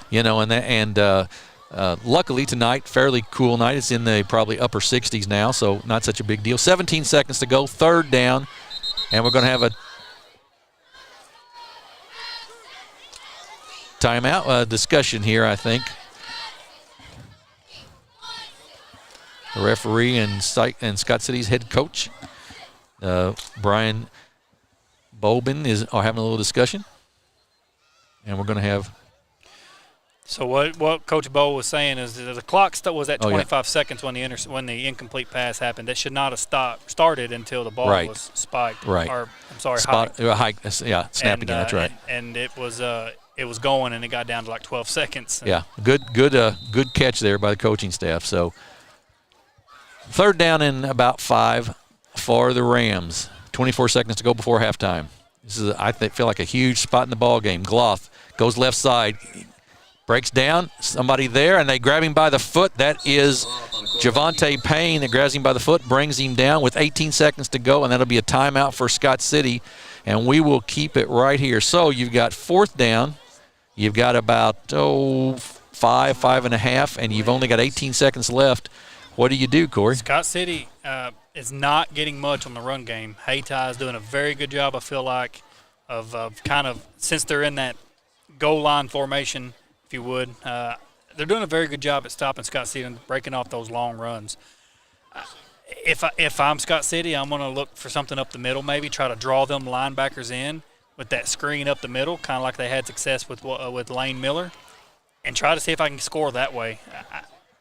I just don't see much there with the run game. If they're going to try a run play, I just don't see it going into the end zone. Because really with 18 seconds left, if you don't get in the end zone, it's going to be tough to get everything reset probably and get a playoff. That's right. It's going to be 4th and about 5 for the Rams. Unless they get to a pass to the sideline, course, and out of bounds. But so they're going to split A.J. Hayden out to the right. They've got Rylan Froggatt out to the left side. Underwood in the backfield. Also have Lane Holder out here on the right side. Gloff gets it, rolls right, fades back, looks in the end zone. It's there, it's overthrown and incomplete, tipped away, and that'll be a turnover on downs. Big hold by the Hayti Indians here. That's right, good stop, good defensive stop for them. And I'll give credit to Thomas Hightower out there. He really got up and kind of got his fingertips on that ball and kind of threw it off course a little bit. I think it would have been overthrown a little bit anyway, but he really jumped up and kind of got his fingertips on that thing. You're exactly right. So with 13 seconds to go in the quarter, it'll be 1st and 10 for the Indians from their own 12-yard line here. They trail by 2, 14-12, in what has been a very entertaining first half. I wouldn't be surprised, Jim, to see just what kind of arm J.C. Ford really has here. Maybe a little Hail Mary or something like that. Very deep. Oh, no, and they're just going to snap it, take a knee, and call it good. So we're going to go to halftime with the score Scott City 14, Hayti 12. We'll take about a 12 or 13, 14-minute break somewhere along in there, and then we'll be back with some scores from around the area and the second half of this one here from Scott City. You're watching high school football on Aycorp Sports.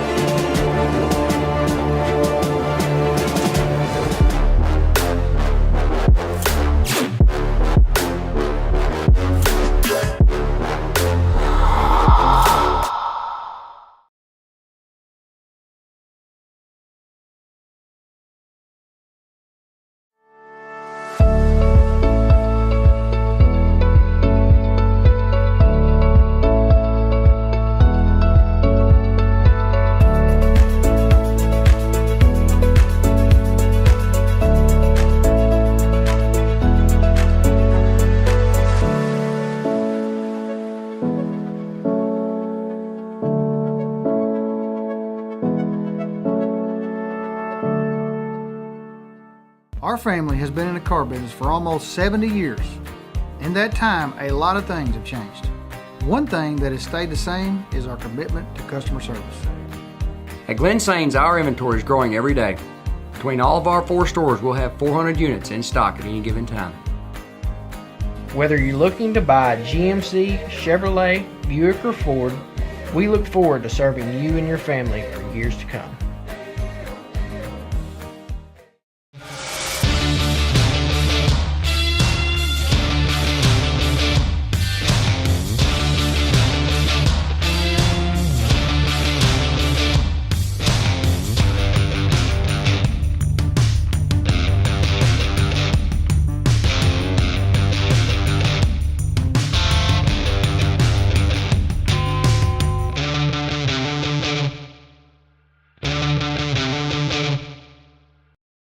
At Young Real Estate, we understand the importance of face-to-face interactions. Our experienced agents are here to listen to your needs and personalize your home buying or selling experience. But we also recognize the power of technology. Young Real Estate offers virtual showings, allowing you to explore properties from the comfort of your own home.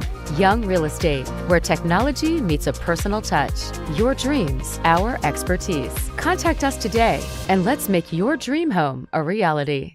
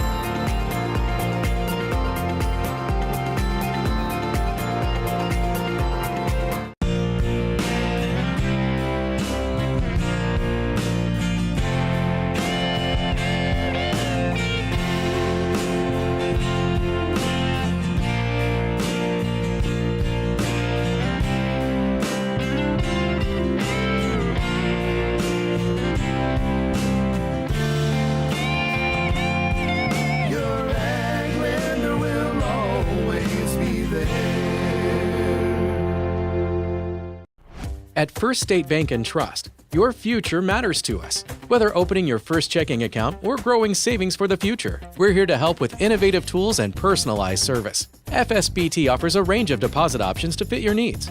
For nearly a century, we've been committed to the financial needs of our local customers. Secure your future with a bank that's been trusted for generations of families in Southeast Missouri. First State Bank and Trust. Your money, your future, your bank. For 90 years. Member FDIC.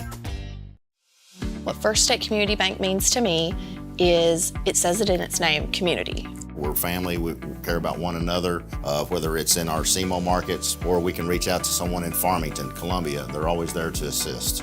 We are very customer focused. Our employees do a great job with listening to the customers. The tellers know 100% of all customers by their name. If you want to feel at home, then walk into the doors of First State Community Bank. The best things in life never change. They just get better, like Hardee's Original Bag. Back and better than ever. Just $6.99. Mix and match any two full-size favorites. A juicy charbroiled double cheeseburger, melty hot ham and cheese sandwich, or crispy hand-breaded chicken tender wrap. Any two plus fries and a drink, all just $6.99. Hardee's Original Bag. Loaded with handcrafted goodness. It's the greatest meal deal for your buck. Senator Jason Bean is proud to represent Southeast Missouri and the Boot Heel in the Missouri Senate. High school football is a positive avenue for our student athletes to build character, compete, and grow. Senator Jason Bean wishes all our student athletes and coaches a successful season.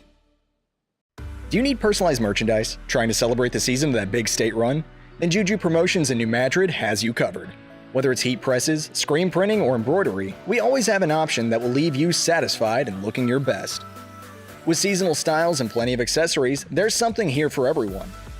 So come in and shop around. You'll be welcome with a smile and leave more fashionable than ever. Call us at 573-748-4040 or visit us in New Madrid.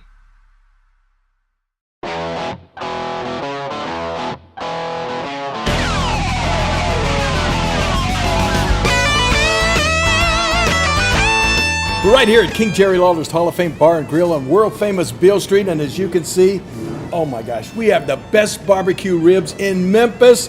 Oh my gosh, the gumbo is out of this world, but you gotta try the King's Triple Decker Slam Burger. You'll love it. Mathis Funeral Home of Dexter and Bernie strives to provide their community with the accommodations and services needed to relieve your family during times of loss. For more information, give them a call and see how Mathis Funeral Home can help meet your expectations in celebrating your loved ones.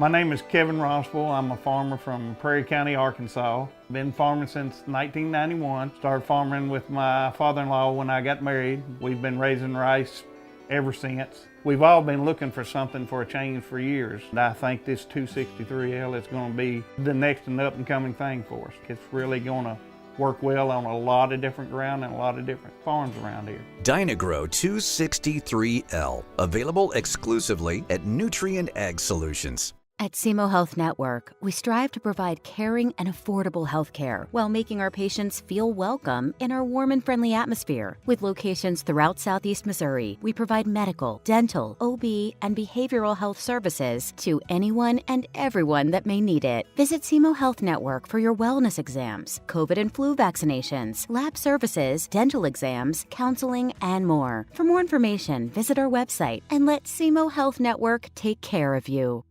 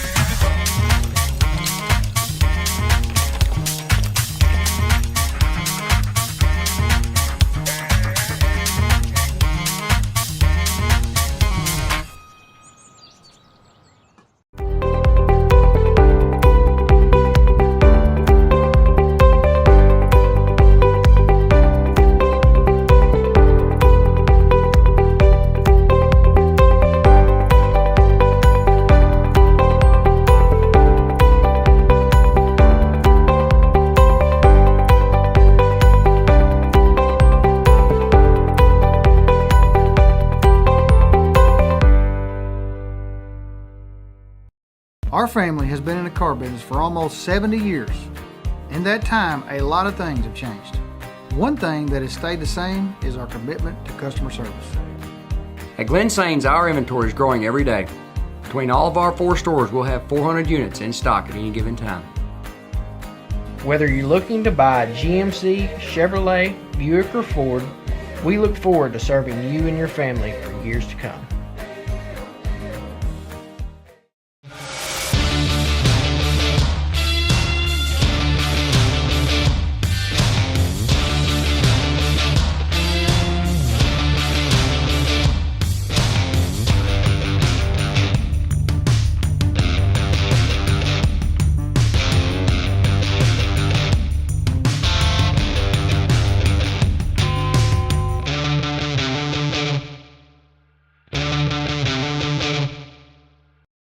At Young Real Estate, we understand the importance of face-to-face interactions. Our experienced agents are here to listen to your needs and personalize your home buying or selling experience. But we also recognize the power of technology. Young Real Estate offers virtual showings, allowing you to explore properties from the comfort of your own home.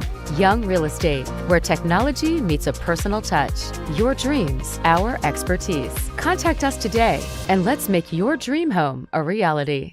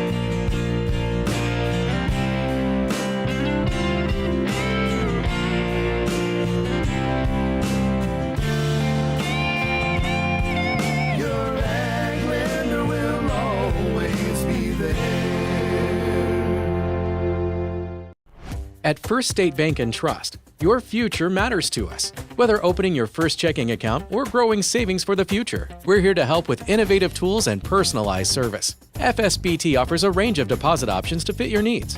For nearly a century, we've been committed to the financial needs of our local customers. Secure your future with a bank that's been trusted for generations of families in Southeast Missouri. First State Bank & Trust. Your money, your future, your bank. For 90 years. Member FDIC.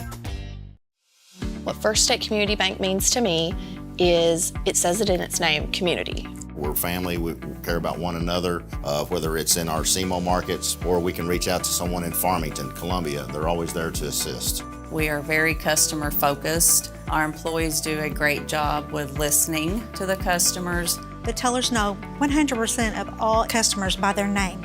If you want to feel at home, then walk into the doors of First State Community Bank. The best things in life never change. They just get better, like Hardee's Original Bag. Back and better than ever. Just $6.99. Mix and match any 2 full-size favorites. A juicy charbroiled double cheeseburger, melty hot ham and cheese sandwich, or crispy hand-breaded chicken tender wrap. Any 2 plus fries and a drink, all just $6.99. Hardee's Original Bag. Loaded with handcrafted goodness. It's the greatest meal deal for your buck. Senator Jason Bean is proud to represent Southeast Missouri and the Boot Heel in the Missouri Senate. High school football is a positive avenue for our student athletes to build character, compete, and grow. Senator Jason Bean wishes all our student athletes and coaches a successful season. Do you need personalized merchandise? Trying to celebrate the season of that big state run? Then Juju Promotions in New Madrid has you covered. Whether it's heat presses, screen printing, or embroidery, we always have an option that will leave you satisfied and looking your best. With seasonal styles and plenty of accessories, there's something here for everyone. So come in and shop around. You'll be welcome with a smile and leave more fashionable than ever. Call us at 573-748-4040 or visit us in New Madrid.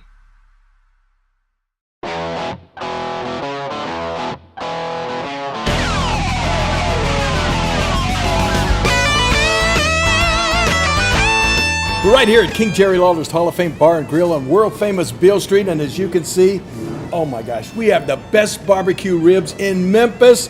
Oh my gosh, the gumbo is out of this world, but you gotta try the King's Triple Decker Slam Burger. You'll love it.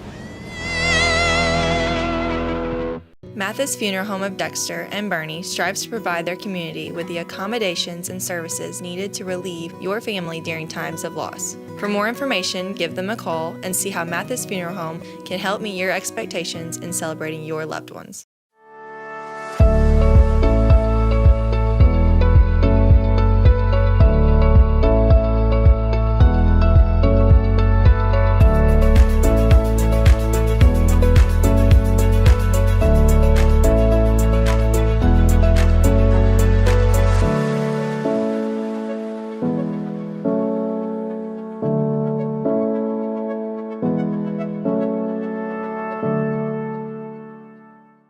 My name is Kevin Rossville. I'm a farmer from Prairie County, Arkansas. Been farming since 1991. Started farming with my father-in-law when I got married. We've been raising rice ever since. We've all been looking for something for a change for years. And I think this 263L is going to be the next and up-and-coming thing for us. It's really going to work well on a lot of different ground and a lot of different farms around here. Dynagro 263L, available exclusively at Nutrient Ag Solutions. At SEMO Health Network, we strive to provide caring and affordable health care while making our patients feel welcome in our warm and friendly atmosphere. With locations throughout Southeast Missouri, we provide medical, dental, OB, and behavioral health services to anyone and everyone that may need it. Visit SEMO Health Network for your wellness exams, COVID and flu vaccinations, lab services, dental exams, counseling, and more. For more information, visit our website and let SEMO Health Network take care of you.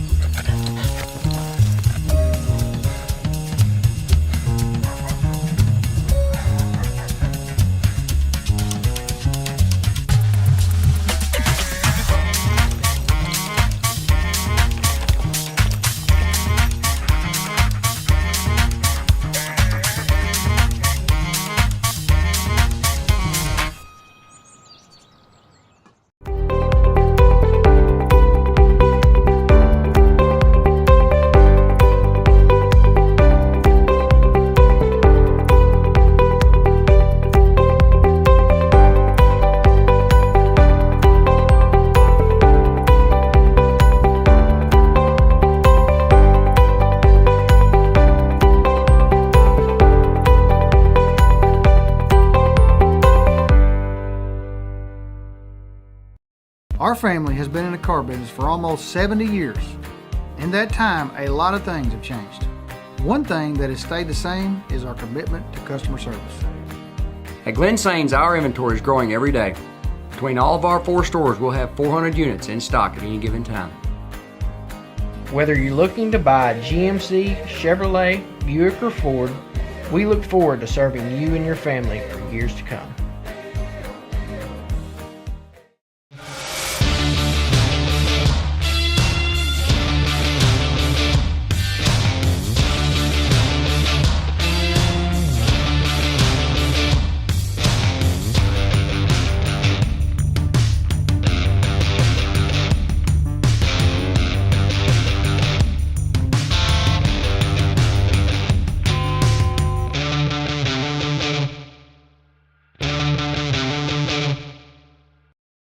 At Young Real Estate, we understand the importance of face-to-face interactions. Our experienced agents are here to listen to your needs and personalize your home buying or selling experience. But we also recognize the power of technology. Young Real Estate offers virtual showings, allowing you to explore properties from the comfort of your own home. Young Real Estate, where technology meets a personal touch. Your dreams, our expertise. Contact us today and let's make your dream home a reality.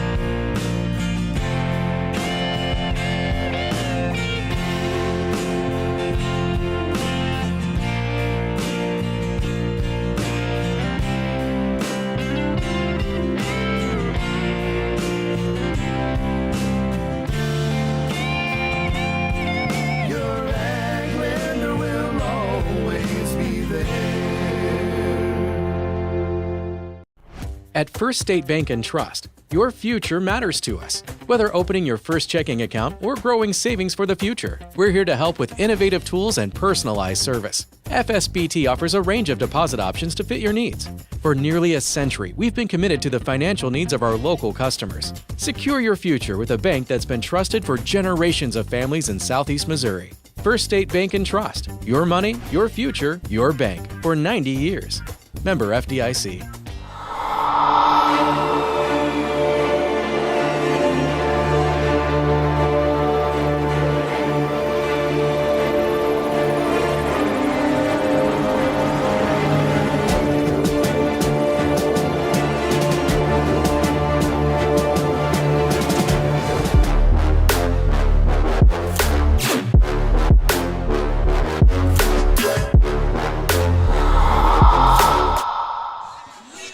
Welcome back to Scott City High School. We are just about done with halftime here. Scott City leads 14-12 over Hayti. Jim Riker and Corey Sisk along with you. And Corey, at what started off as a very slow first 6 minutes or so of the ball game really turned into a nice first half. Yes, Hayti, we saw them come out, quick score, couple 3-and-outs for each team. Hayti, quick score with a great pass downfield, I'm going to say probably a 50, 60-yarder. Right. To Isaiah Love in the end zone. Scott City comes back out, strikes with a Rustin Underwood touchdown. Hayti comes back out. Isaiah Love, great play, great drive down the field. Isaiah Love tops it off, score right in the corner of the end zone, go back up. Scott City comes back through, another Rustin Underwood touchdown.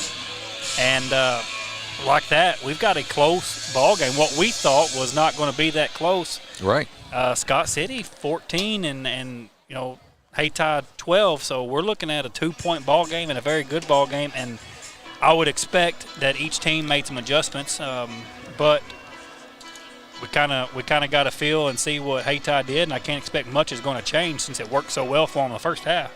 Yeah, and Hayti, they didn't run the ball a whole lot, but they controlled the ball on offense just by the short pass. That's right.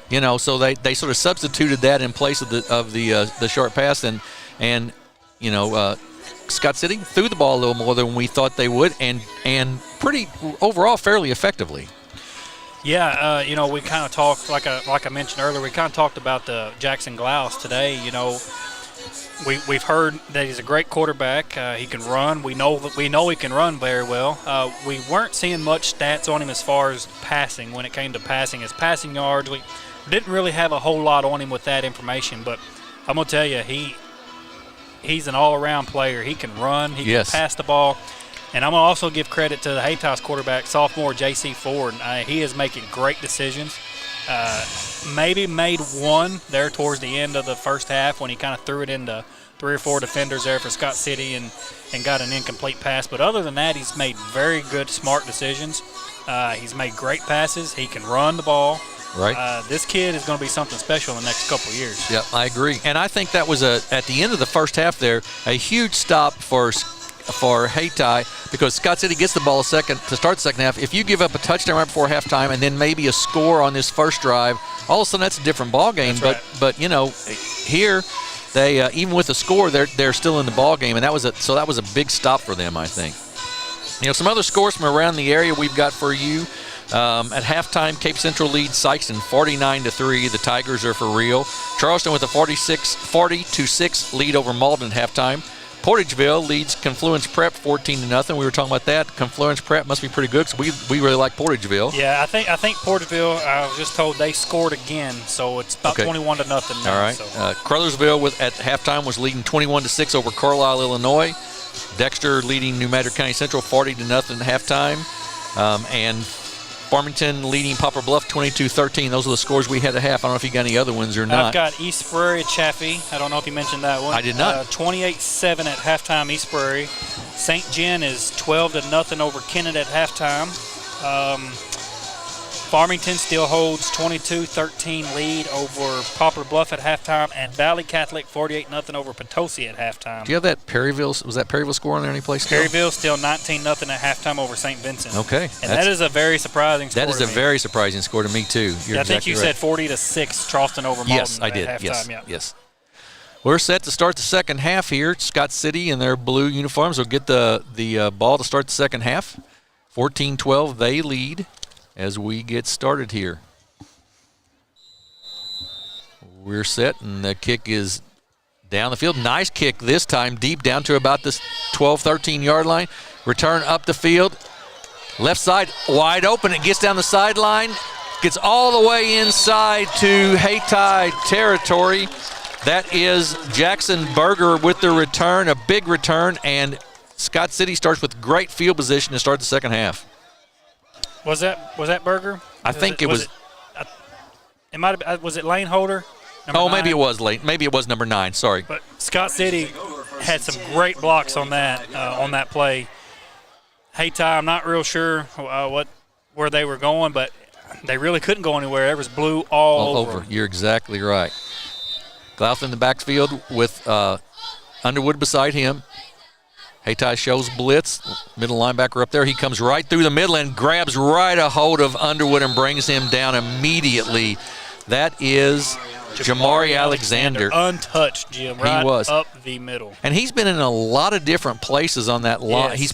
He's played so that middle linebacker spot, then he goes to a sort of a tackle, then to an end spot. So he's been all over the place. Yeah, the defensive coordinator for Hayti has really done a good job at moving those defensive guys around. I don't think I've seen a lineman in the same spot all night. Yeah, I agree. They haven't been, and that's really, I think, created some problems. Even the big guy there, the Hayden Cornwell kid, he's kind of been at nose and then at an end and then at a tackle. Right. So right now he's at looks like a tackle. Right. Nobody deep on defense for Hayti. Glauth with the snap, hands it off to Underwood once again. He goes up the middle and gets back to the original line of scrimmage at the 45, so it'll bring up third down. Well, third down and 11, let's call it, for the Rams. I am very impressed with Hayti's defensive line in particular and linebackers. The defensive line, You know, a lot of these kids play both sides of the ball, but, man, if that defensive line could play that offensive line. Yeah, yeah, you're right. You're exactly right. So it's going to bring up third down here. You know, like right now, you know, Alexander, he's back at the middle linebacker position. 2 wideouts to the right side, and we're going to have an looks like maybe Hayti first. We'll see who goes on. That's going to be the question. Both it's going to be procedure against Scott City. Scott City. Yeah. It was one of those, close, which came first, the chicken or the egg kind of thing. They were both kind of pointing at each other. Right, you know? Exactly right. No, you went first. No, you did. Yes. So it's brings up 3rd and 16, and that's only the first or second penalty on Scott City, I think, tonight. They have not been penalized. And I think both of them's kind of been the illegal procedure. Yes, exactly right. A.J. Hayden, far left. You've got Froggatt on the right side here for Scott City. They put Holder in motion. Gloth back to pass. He steps up in the pocket, dumps it off. Going to be tackled short. That's going to be Underwood with the catch, but he's going to be tackled short of the first down, and that's going to bring up a 4th down and about, let's call it 9 or so for Scott City. Can I bring up the speed of Jamari Alexander? Did you just see that? Yeah. He started out at the top, almost at the bottom of the S on the Scott City field turf there. Yes. And he just sprinted over, and I mean, a matter of just what seemed like a half a second, he was right behind Rustin Underwood breaking the tackle. Yeah, that was fantastic. You ain't kidding. You're exactly right. So 4th and 8 for Scott City, and it looks like they were going to punt formation.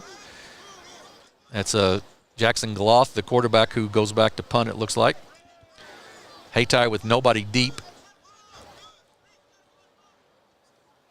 Gloth will kick it. He does, and that has the potential to roll really deep.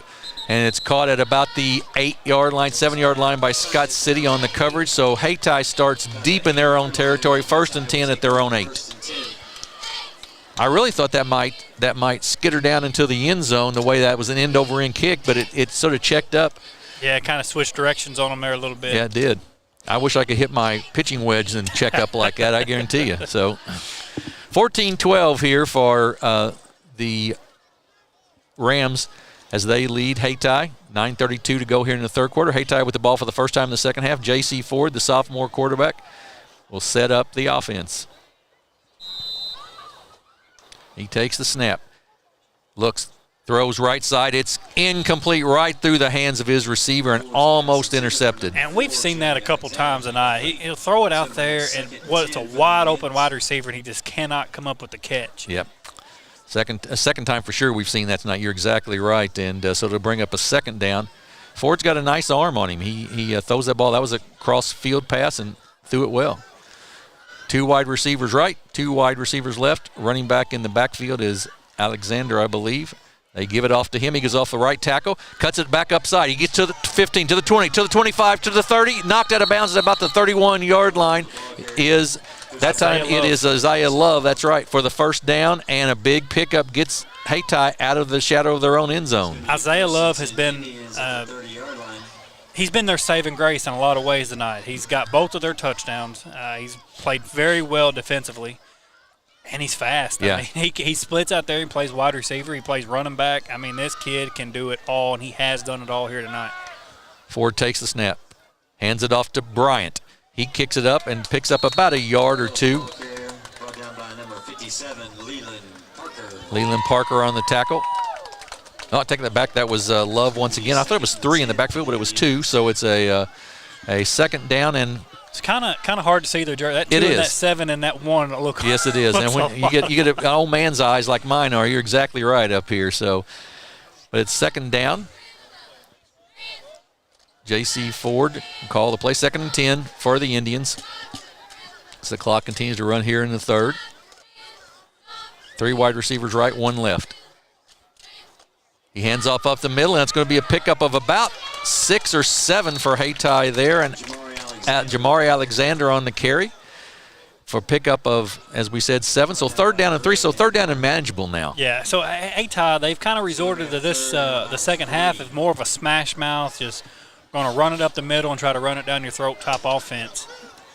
And it seems to be working so far. Yeah, it does, and that's a little surprising. They're very spread out, but Once again to Alexander. He's going to get outside. Is he going to get the first? No, he's going to be stopped just a hair short. He's going to be brought down at about the 39-yard line. It's going to bring a 4th down and 1 for the Indians. And I'm going to make a prediction here that Coach D-Rob is going to go for this. I would say you are exactly right. The yardage they're getting on that play, he's going to go for it.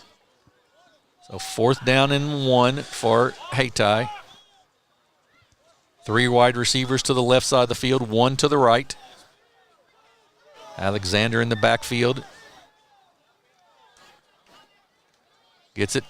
And a 1st down to Alexander, and he gets more. He's to the 50. He's down to the 47-yard line of Scott City. Once he got past that line of scrimmage, there was nobody there, and had a nice big pickup. He didn't have time to turn the Jets on just quite. Right.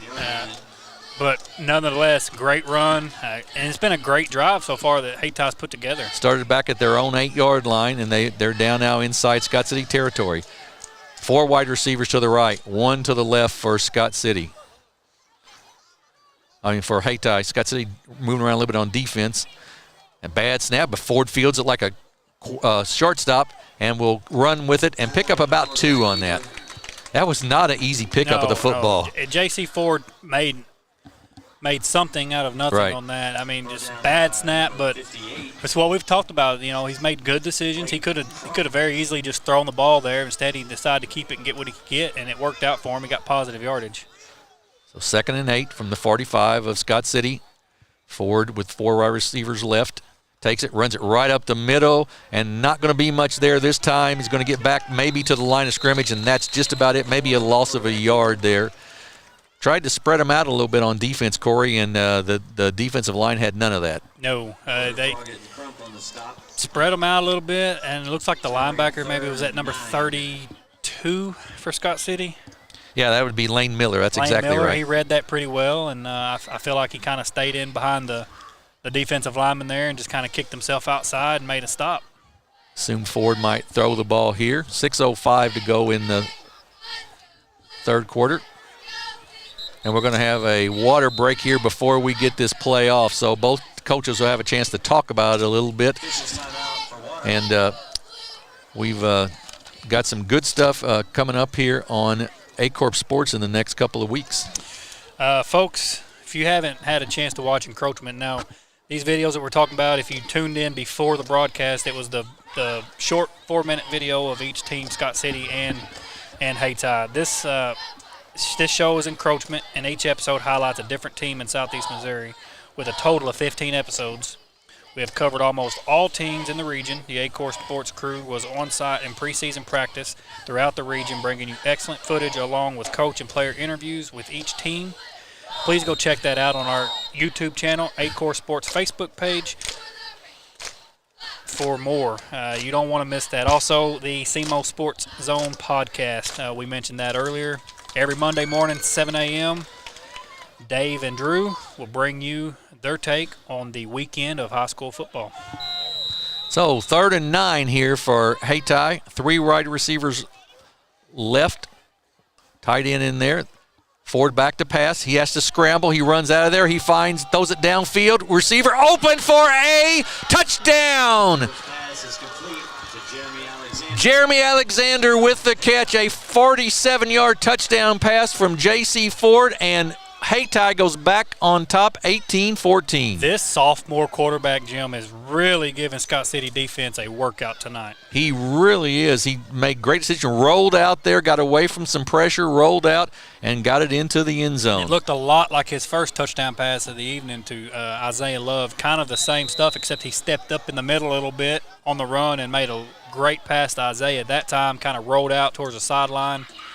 2-point conversion, nothing there, so it'll be no good. So a 4-point game.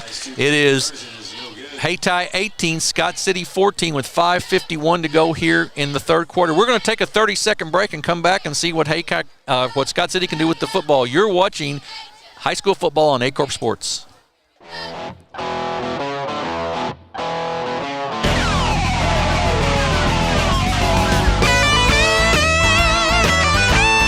We're right here at King Jerry Lawler's Hall of Fame Bar and Grill on world-famous Beale Street, and as you can see, oh my gosh, we have the best barbecue ribs in Memphis.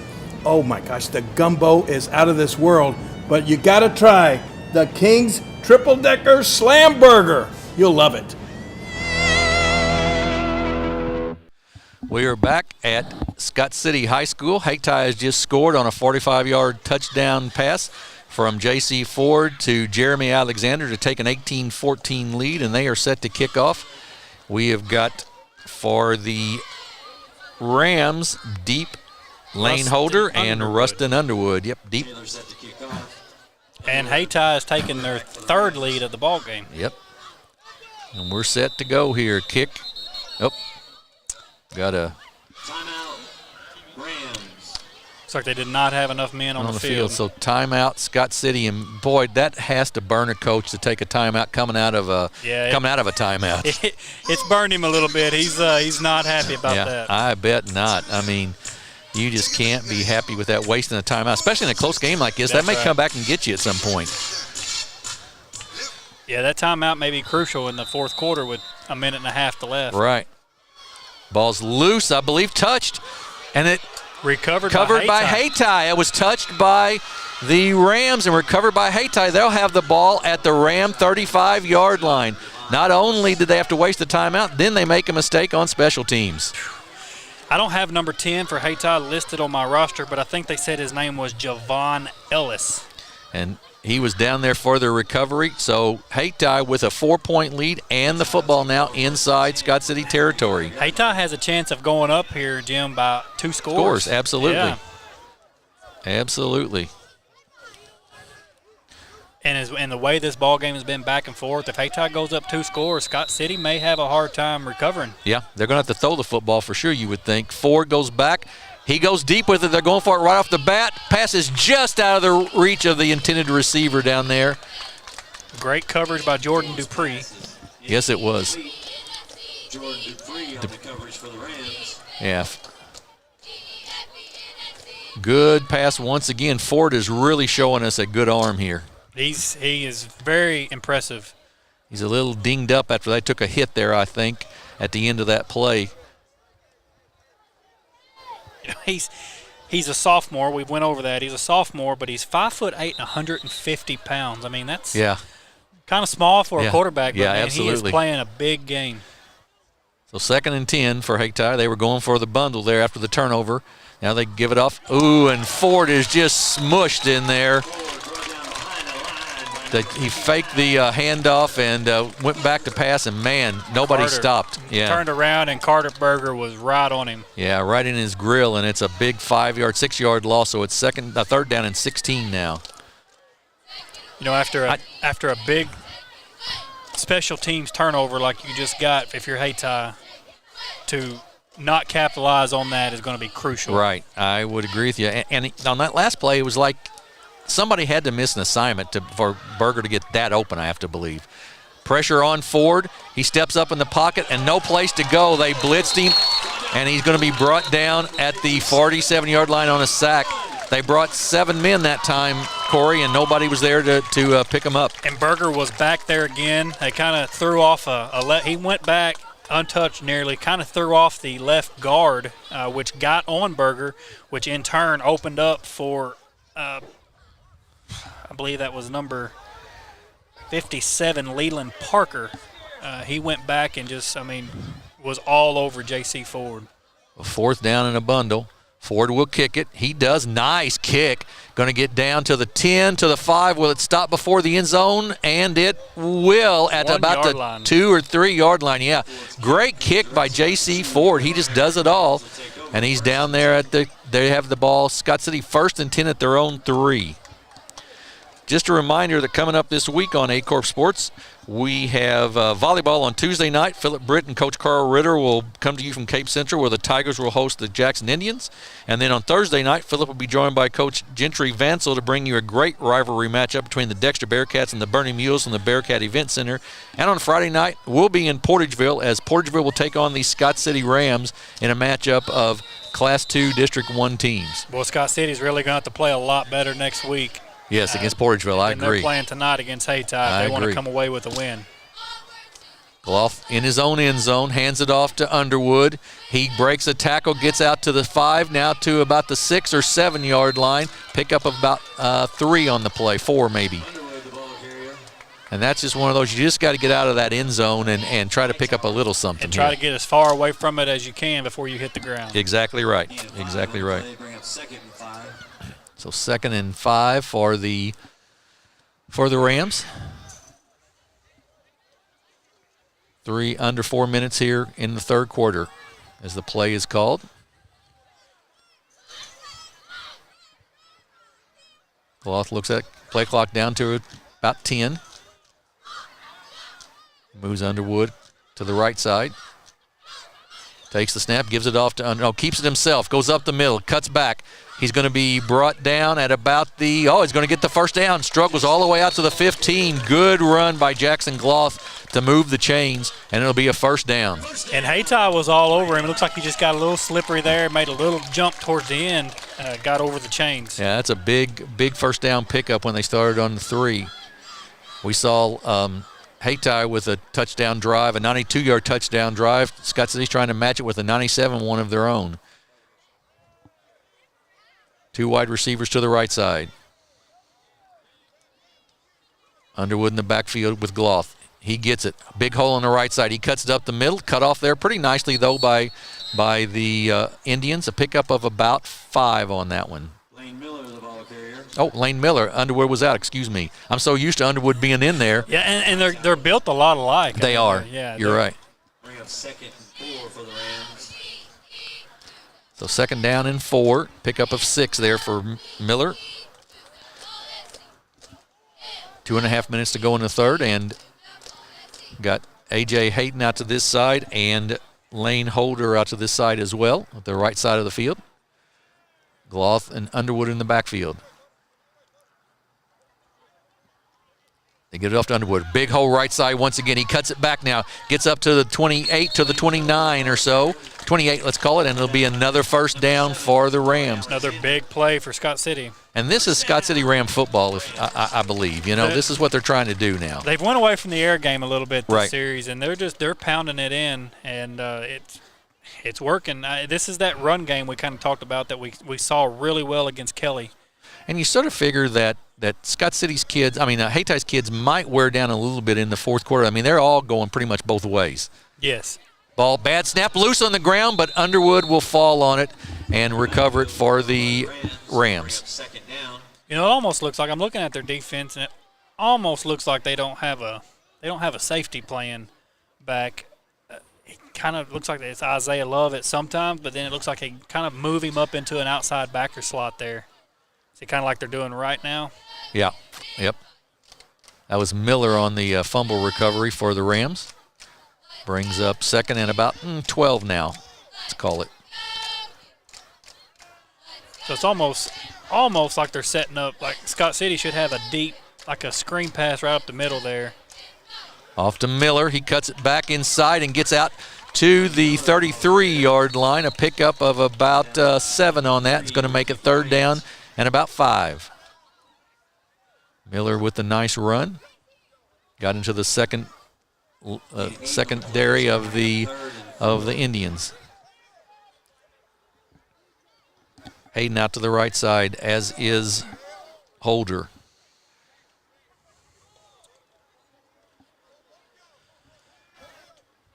Gloff in the backfield. Hayti shows blitz. Now they jump out of it. Ball's loose on a bad snap, and it'll bring up a 4th down and about 8 or so from the 30. 2 bad snaps in this series. Yeah, and you can't really have, Hayti first half, the penalties was kind of, giving Scott City an advantage, but Scott City's turnovers and bad snaps giving Hayti an advantage in this half. Absolutely. Gloff back to kick. He's the quarterback and punter. Punted once tonight very nicely. And we're going to have the end of the third quarter, and that's a smart move because the wind will be blowing at his back here as opposed to in his face. So we're at the end of 3. It's been a good one. It's the Hayti Indians 18, the Scott City Rams 14. We'll take a break and come back for the fourth quarter here on Aycorp Sports. My name is Kevin Rossville. I'm a farmer from Prairie County, Arkansas. Been farming since 1991. Started farming with my father-in-law when I got married. We've been raising rice ever since. We've all been looking for something for a change for years. And I think this 263L is going to be the next and up-and-coming thing for us. It's really going to work well on a lot of different ground and a lot of different farms around here. Dynagrow 263L, available exclusively at Nutrient Ag Solutions. We are back at Scott City High School where Hayti and Scott City, Hayti leads 18-14. Scott City with a 4th down and 8 from their own 30. And Hayti has given them all they want plus some. Yeah. Definitely, I think it's definitely thrown Scott City off guard, caught them off guard a little bit. Scott City wasn't expecting it. I know I wasn't expecting a game like this. No. Hayti, watched them on film last week, them in the Porterville game, and I'm going to tell you right now, they are a different ball team this week. They've really done some really nice things, both offensively and defensively. I just think they've done a fantastic job against the running game of Scott City. Yes. Their offense has been great, but their defense has been absolutely phenomenal. It really has. They've done very, very well here. So Scott City, before the quarter ended, was set up for a punt. We assume Gloth will punt here. As he goes back deep. Hayti with a man back to try to return it, and could get very, very good field position here with any kind of luck for them. Snap is good. Gloth will put his foot into it. Nice boot, high, going to bounce sideways and then back forward. So Hayti is going to get the ball at their own 37-yard line after the punt by Gloth. That was a 10, 20, 30, about a 33-yard punt for Gloth. And Hayti with J.C. Ford will start up their 1st and 10. They started out at their own 8-yard line in the last drive, and they ended up down close to the end zone. So I'm glad. I bet they're glad they have a little bit of a break here, starting at their own 37. Yeah, absolutely right. Absolutely right. So Ford at quarterback. 3 wide receivers out here on the right for Hayti, 1 on the left. Running back still in the backfield. They hand it off up the middle, a pickup of about 2 on that, and Scott City has made the running game much more difficult here in the last series or so for Hayti. Yeah, they definitely made some adjustments there. It looked like maybe up front, sending their linebackers in, really decreasing that run game of Hayti. Empty backfield here for Hayti as they split Jamari Alexander, who had that last run out here wide right. Clock continues to run here in the 4th quarter. Snap, Ford takes it, goes straight up the middle. Little hole there, not a lot. He's going to get up to about the 40-yard line, so it's going to bring up 3rd down and about 7 for the Indians. That was a designated run for Ford there. Yeah, he picked up a little bit of yardage, but Scott City is really doing a good job at maintaining the number of yardage that they're getting. They've done a nice job of containing and pushing everything back to the middle, haven't they? Definitely made some adjustments. Ford goes back, rolls out, passes complete. It's going to be just going to be short by a yard or so with the 1st down. It's going to get to the 46. Tim Hamilton with the catch. And A.J. Hayden with the tackle, and it's just short of the 1st down by half a yard, maybe length of the football, not a whole lot. I bet Coach Robinson goes for it. Oh, I think he will too. We're going to have a measurement here, I believe. No, nope, 1st down. Yeah, they're first moving down. The change, yeah. That was close. And much to the chagrin of the Scott City faithful. I think a measurement, you would have been on a safer side there. I'm not so sure they got it. I think they were just a little bit short. Yeah, I think where that ball is marked, it looks like to me it's about a football short. But yeah. Ford, who just gets it, and then ball is loose, still loose, and finally brought in by Jamari Alexander. He had a big opening there, but and sort of fumbled it without being hit. Yes, if he would have held on to that ball a little bit better, Jamari Alexander, he had enough time to turn on his jets, and there's no telling where he would have ended up. Yeah, he had a big gain there. Could have had a big gain, but fumbled and managed to get back on it. Luckily for Hayti. And it'll be 2nd down and 11 now or 12 for the Indians from their own 45. 15 on the play clock. They're trying to make a call here. Maybe going to get a timeout, run the clock down, and call a timeout possibly, I would say. And that's what we do. We get a timeout by Hayti here with 9:33 to go in the football game. They have a 2nd and 12 coming up here. They lead 18-14 over Scott City. We'll take a 30-second break and be back here on Aycorp Sports. At SEMO Health Network, we strive to provide caring and affordable health care while making our patients feel welcome in our warm and friendly atmosphere. With locations throughout Southeast Missouri, we provide medical, dental, OB, and behavioral health services to anyone and everyone that may need it. Visit SEMO Health Network for your wellness exams, COVID and flu vaccinations, lab services, dental exams, counseling, and more. For more information, visit our website and let SEMO Health Network take care of you. Jim Riker, Corey Sisk with you here at Scott City High School. We're in the fourth quarter, 9:33 to go, and Hayti with an 18-14 lead. They have the football, 2nd and 12. Corey, now what do you if you're Hayti, do you take a chance on throwing the football? They've been fairly effective at it tonight, but Ford hasn't had a lot of time in the last couple series. No, Ford hadn't really touched the ball a whole lot, and I'm gonna tell you I haven't seen Isaiah Love touch it a whole lot this series either. So I think you just maintain your run game. I think you're fine. You got a couple inches to go. I think you just run your game. You run the football. Holding going to be called. Pass is incomplete. Going to be a hold called on one of the linemen for the Hayti, and that'll move it back 10 more. That is going to maybe cost you there. Right. Those are going to be some 10 very important yards. Absolutely. So now you've got second. It'll be 2nd and about 22 or so. Because that's not a spot foul. That's from the line of scrimmage, or is that a spot foul? That's the line of scrimmage foul. Okay, line of scrimmage foul. So be 2nd and 22 for the Indians coming up here. And we'll move them further back. Well, we'll see if they take it or not, I guess. It could be they could bring up 3rd and 12 as well. So we'll see what they decide to do. He's going to take it back. He will take it back. He will accept the penalty. So it'll be 3rd down and 22, or 2nd down and 22 for Hayti now. I think you're going to have to trust J.C. Ford's arm here, Jim. You're going to have to get something going. Well, and you brought up a good point. I'd like to see Isaiah, if I was Hayti, I'd like to see Isaiah Love get his hands on the football again somehow if possible. Yes. He's been very effective whenever he's touched it tonight.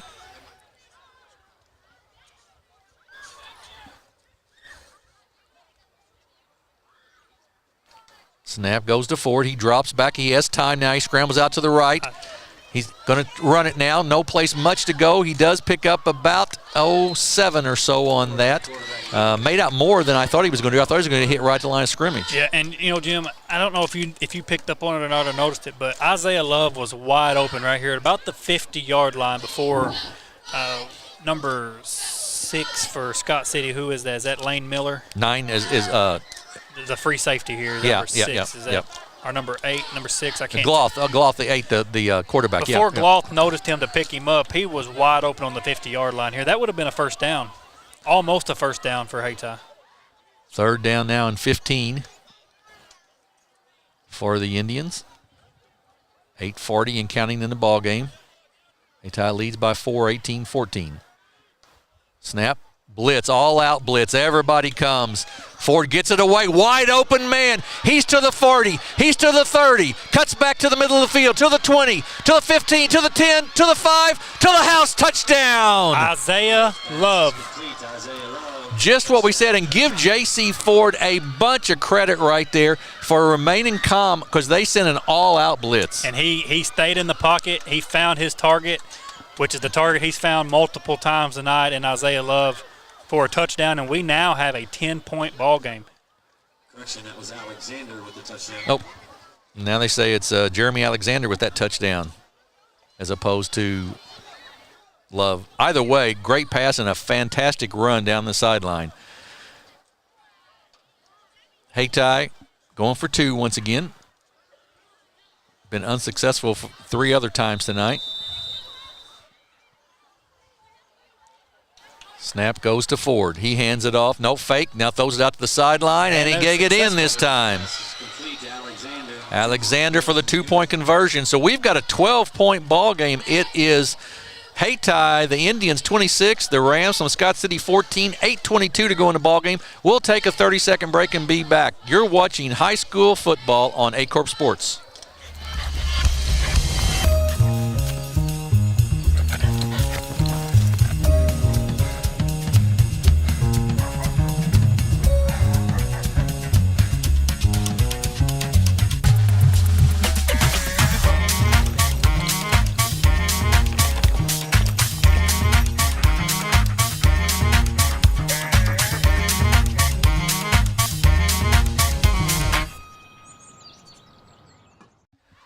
We are back at Scott City High School. Hayti up 26-14 on the Rams here. I'm shocked, but boy, the Indians have thrown the ball so well tonight. They have. J.C. Ford playing like a senior. I mean, he is just doing a phenomenal job at the quarterback. Coach Bobin for Scott City, his crew has not figured out a way to stop this kid yet. Kick for Hayti. Goes left side, going to be loose on the field, and they just fall on it at the 24-yard line. So that's where Scott City will take over 1st and 10 on their own 24. And you would assume down 12, they're going to have to put the ball in the air a little bit. They are going to have to put the ball in the air. Let's rely on Glouse's arm, get it out there to some of your key receivers, Lane Miller, the Holder kid. Yeah, A.J. Hayden, yeah, that's exactly right. Hayden, they've all made big catches tonight and pretty decent yardage. I think at this point you're going to have no other option. Hayti is really shutting down the run game for Scott City. So play called. They send Miller and Froggatt to the right side. Hayden to the left. Goff hands it off up the middle. Going to be stopped right there at the line of scrimmage.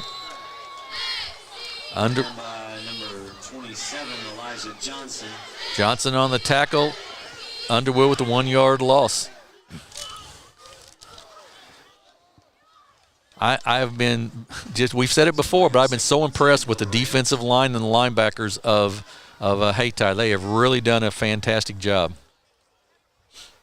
Yeah, they've really stepped up tonight and really gave Scott City, I think, a punch in the mouth, if you will. Yeah. They look. Alexander looks to blitz. We'll see what comes. They send Underwood in motion. Gloth goes back. He gets hit as he's thrown, and it is incomplete, overthrown just a little bit, and incomplete. But Gloth had some pressure on him as he was trying to get rid of it. Javante Payne was there nearly with the interception for Hayti. Great coverage by their defense. So 3rd down, and that's the other thing the defense has done. When they've tried to throw the football, when Scott City's tried to throw the football, the coverage has been outstanding. It had. And they've got some fast secondary. They got a group of kids at that secondary that is just quick, and it's really shown tonight. Their speed is really shown. 3 wideouts left, 1 right for Scott City. 3rd and 10. Gloth goes back, goes right. Throws it long down the field. It is out of bounds. I believe we'll see what the call is. Oh, they're going to call it a catch. They're going to call it a catch. Where high school football differentiates. Well, 1 foot's all you got to have, right? 1 foot is all you got to have in, and I think he might have had that. Well, obviously, he had the 1 foot in. Right, the official called him. Exactly right. Lane Holder with the big catch there for a 1st down. So nice pass from Gloth. That's about a 30-yard pickup for Scott City, and they're driving now. 7:22 to go in the 4th quarter. Hayden split out right. Holder in the slot. Gloth hands it off to Underwood, and he is wrapped up immediately and thrown to the ground. Jamari Alexander once again. He's another one, kind of like Isaiah Love. He's been all over, offense and defense tonight. He's been all over the place. He has. He's a middle linebacker to deal with. There's no question about that. So 2nd and 9.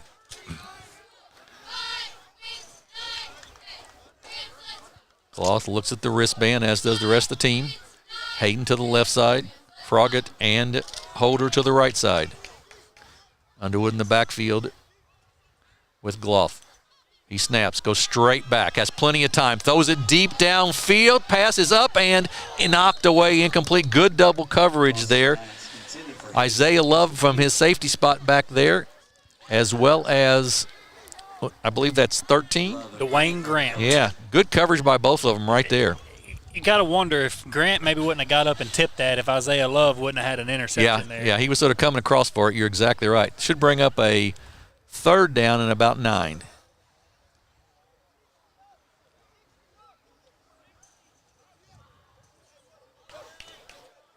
Third and 9. Got Hayden going right side for the Rams. Sort of a tight formation here. 3 wides, though, on the left side, all bunched tight, and then Underwood goes in motion. Gloth throws to his right. He's got some pressure. He's going to get hit as he throws. He throws it deep downfield. Oh, it's caught, and it's going to be a touchdown, Scott City.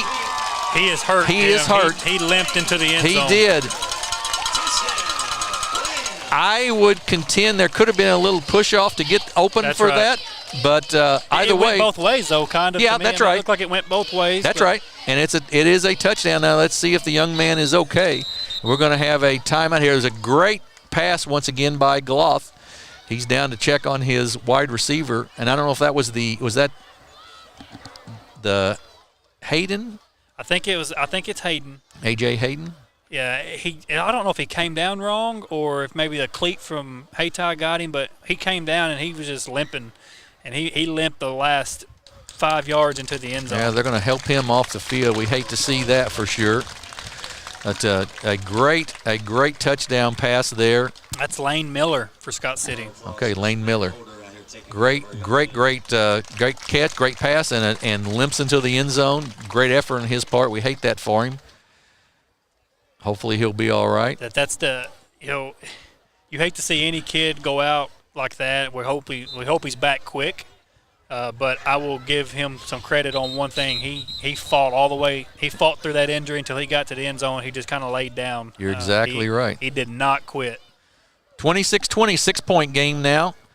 Sort of a big extra point here for one way or the other, whether it's 2 point or 1 point, big extra point for the Rams, as it would cut it to under a touchdown. They're going to go for 2. Wide receiver split to the left. Underwood in the backfield with Gloth. Defender comes off the end, and he's going to get there in time.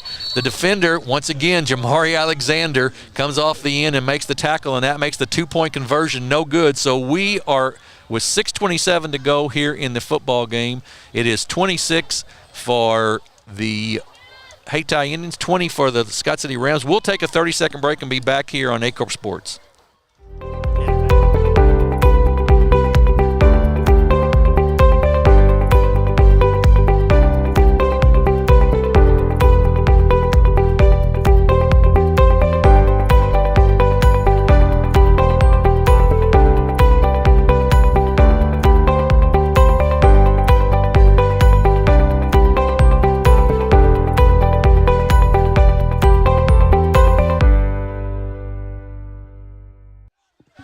We are back, Scott City High School, and that's an interesting thing. Lane Miller is their kicker, so we have a substitute kicker. That is Caden Talley, a 5'7" freshman that will kick off for Scott City. Boy, and if you've practiced an onside kick or anything, that's with your regular kicker, that's tough, you know. Right. So it will be. It looks like they maybe taped his ankle up on the sideline. I was kind of watching it here. He's up walking around, so. No shape to kick, though, that's for sure. No shape to kick, but he is grabbing his helmet, so that's a good sign. Yep, absolutely. So, Caden Talley will kick off for the Rams. They trail by 6, 26-20 with 6:27 to go in the football game. Kick is a nice one down the field. Goes long, and it's not going to get in the end zone, so Hayti has to pick it up. They do finally. Goes up the field. He's at the 15 to the 20. And tackled at the 23-yard line. That could have been a whole lot worse for Hayti. Yes, it could have been. He got the ball really on about what would you say, the 9? Yeah, 8 something yard like line, that. Something like that. And he got up to about the 22, 22-yard line. So he really got a pretty decent return for what he was dealt there. Absolutely. That was Alexander on the return. So 1st and 10 for Hayti. They lead by 6, 26-20 with 6:17 to go here in the first half. Or, in the fourth quarter, first half. Good night. Lost my mind. Ford takes the snap, looks, goes downfield, complete, pass is complete, spin move, and a first down and more out to the 37 or 38-yard line for the Indians. They're trusting J.C. Ford's arm a lot this last few minutes of the ball game here that we've been in. They've really trusted J.C. Ford's arm, and I'll be honest with you, he's made some good decisions. He's been successful. They're going to let this clock run down to the 6-minute water break, I believe, and it is there. So 26-20, Scott City trails right now. Other scores from around the area, Corey? Valley Potosi, it is the third quarter, 61-0 Valley Catholic. I think they were mad they got beat last week. Yeah, I think they were. I think they're going to prove a statement from a couple weeks from now. Farmington and Poplar Bluff, we've got a ball game there. It is 29-26 Farmington. St. Vincent has regained the lead over Perryville, 22-19, and they're in the fourth quarter. East Prairie Chaffee. East Prairie's going to pick up their second win of the season, go 2-1, 40-7 in the fourth quarter. St. John 26-0 over Kennett in the third quarter. 49-3 Cape Central and Sykeston, fourth quarter. 40-0 is what I'm still getting with the Dexter score. You may have an update. Yeah, I haven't seen anything new on that, I don't think. And, of course, Kelly and Jackson will play tomorrow. Now, I do have an update of the Portageville score. Let me get to my notes here. And it is still 22-0 in the fourth quarter. Portageville lead, but I'll tell you, Confluence Prep has really held them down a lot. Ford keeps it himself, goes up the middle, and is going to pick up about 3 on that play. And it'll bring 2nd down and 7 with under 6 minutes to go in the ball game. Boy, Coach Robinson would love to just have some ball control here. They're not going to be able to probably run at ball control, but they've had that short pass be pretty effective. Yeah, they've got some first downs on it. So Ford in the backfield. Play clock down to 17. Takes the snap. And we're going to have a procedure penalty, I believe, on the Hayti Indians. Man, and penalties have really hurt Hayti. It's going to take it back 5, so it'll bring up 2nd down and 12 now.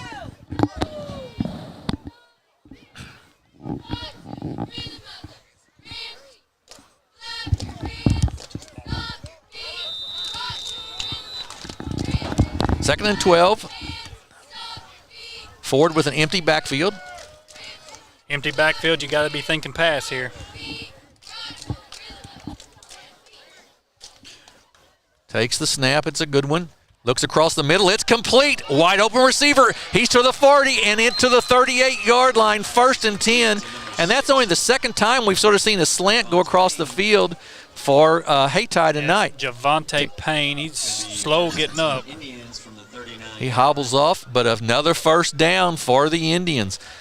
J.C. Ford just continues to impress. You know, we're not keeping stats up here, obviously, but J.C. Ford has got to have close to 200 yards or more. Every bit of 200 yards passing, absolutely. He's really done a good job throwing that football tonight.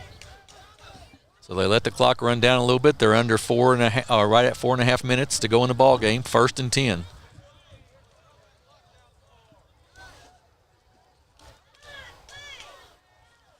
Ford takes the snap, hands it off to Jamari Alexander. He's up the middle to the 30. He's down to the 25, and another first down for Hayti.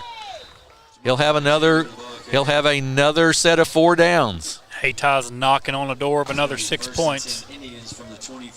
Clock continues to run. We'll be under 4 minutes when this ball is snapped, more than likely. 26-20. Hayti with the lead.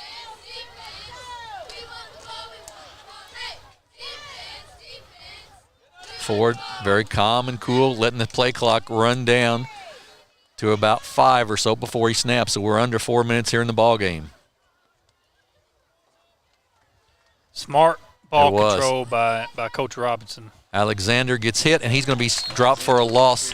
Second down now and about 12. No place to go. Sort of not a real clean handoff there. No, he can't. Looks like they kind of bobbled it maybe at the handoff, at the exchange. So 2nd and 12 from the 27.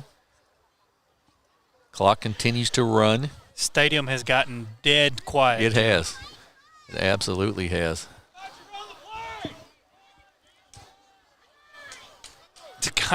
Scott City fans not happy about the choice of ball control by Coach Robinson. Well, boy, it's the exact thing to do. But that is the smartest thing to do in this situation. Man, let it run down. Ford takes the snap. Fades out, throws it in the flat, wide open. Cuts back to the 20, to the 15, and that'll be close. That will be a first down for Hayti.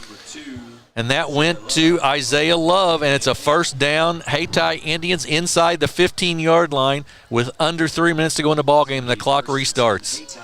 I know Scott City was really hoping that next week against Portersville they would be 2 3-0 teams. But Jim, I don't think it's going to be that. It's looking bleak right now. Yeah. Scott City still has 2 timeouts to use. They got to hold Hayti to not get a 2-point or 2 touchdowns lead here. Right, exactly right. If Hayti scores again, it's going to be very, very difficult. They're going to take a timeout here. I believe they're going to let it run all the way down, take a timeout. Hayti will take a timeout.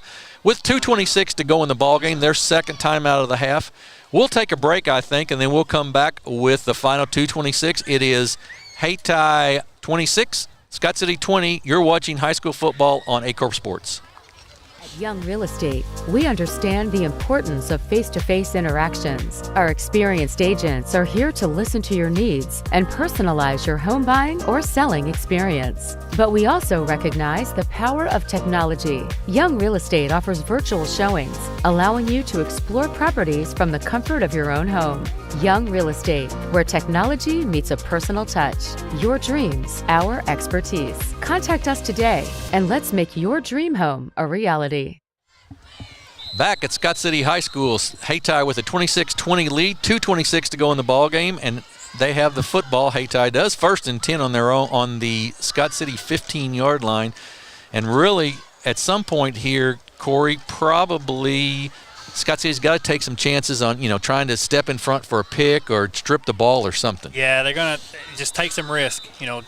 As somebody used to say, risk it for the biscuit. You gotta, if you want it, you're gonna have to risk it right here. It's gonna be awful close if they score.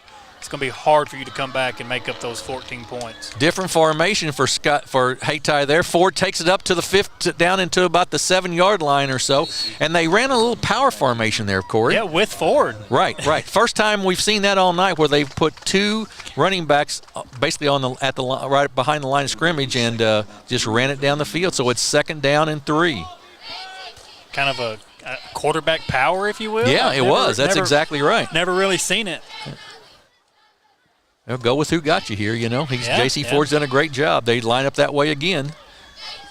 14 seconds on the play clock. It'll continue to run down here. Ford will let it get down to about 5 or so before he takes a snap.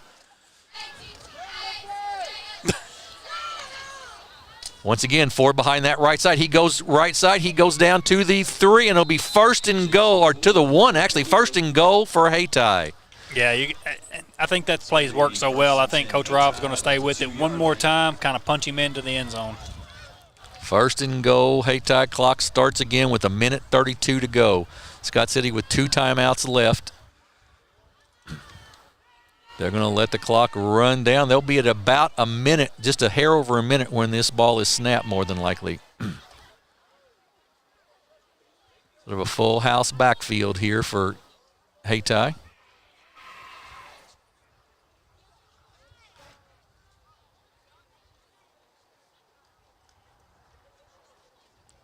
Snap comes. Ford takes it, and he slips and falls at the 3.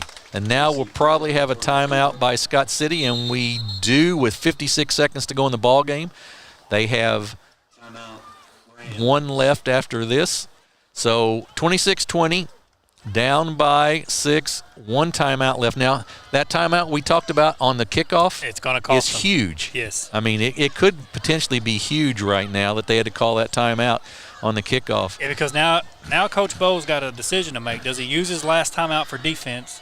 Right. Or does he hope he gets the ball back right. and use it for what could possibly be like a last-minute Hail Mary or something like that could potentially win on the ball game? Right. So there's 56 seconds left.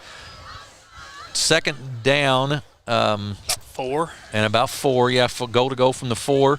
So you run one play, you call another timeout. That gets it down to about 50 seconds. You run another play, and that gets it down to about 25 or 24 seconds at the worst. And then you would turn the ball over theoretically if you don't score a touchdown. Yep. You know, so the best Scott City should look at, unless there's a turnover or something, would be 25 seconds with the ball, probably. I would agree with that.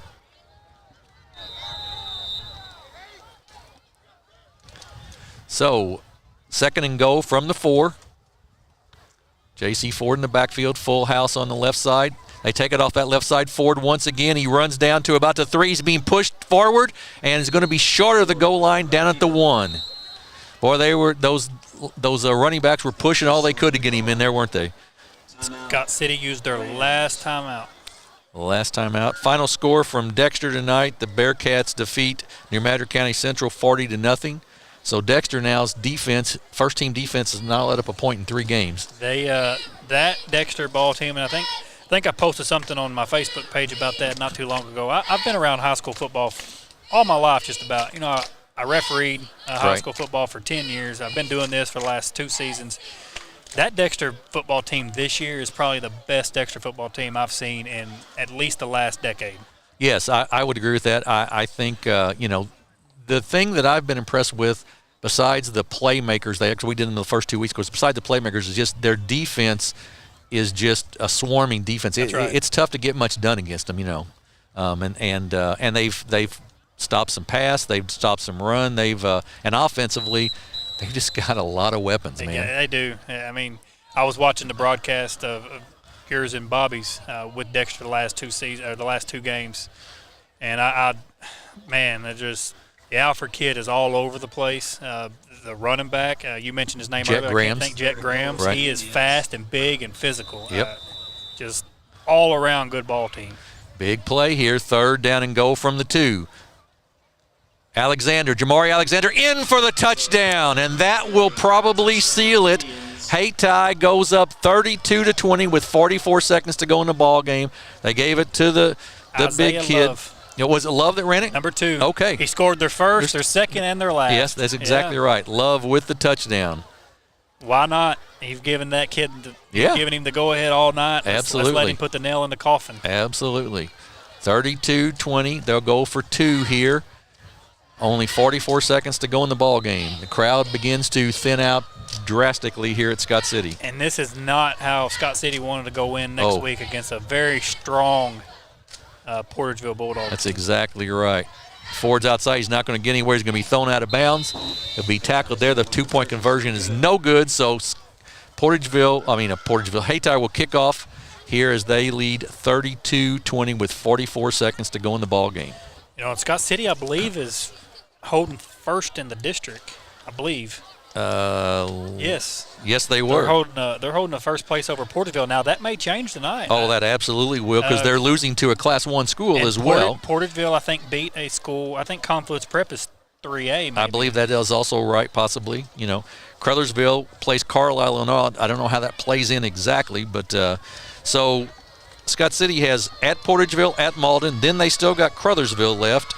Crothersville's a sleeper, as you mentioned earlier. They are the sleeper in the area. They play they host Charleston, they host Chaffee, and they finish the season up at Dexter. So it's not going to get a whole lot easier for them. Hayti next week plays Vertius Christian High School out of, I believe, St. Louis. They're also a Class 1 school, and they are up there next week.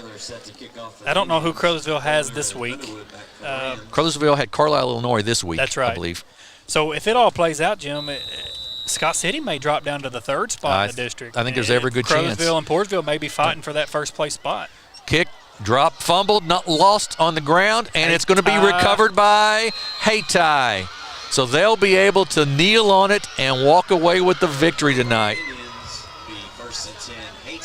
Hayti will take over on the 36-yard line of Scott City.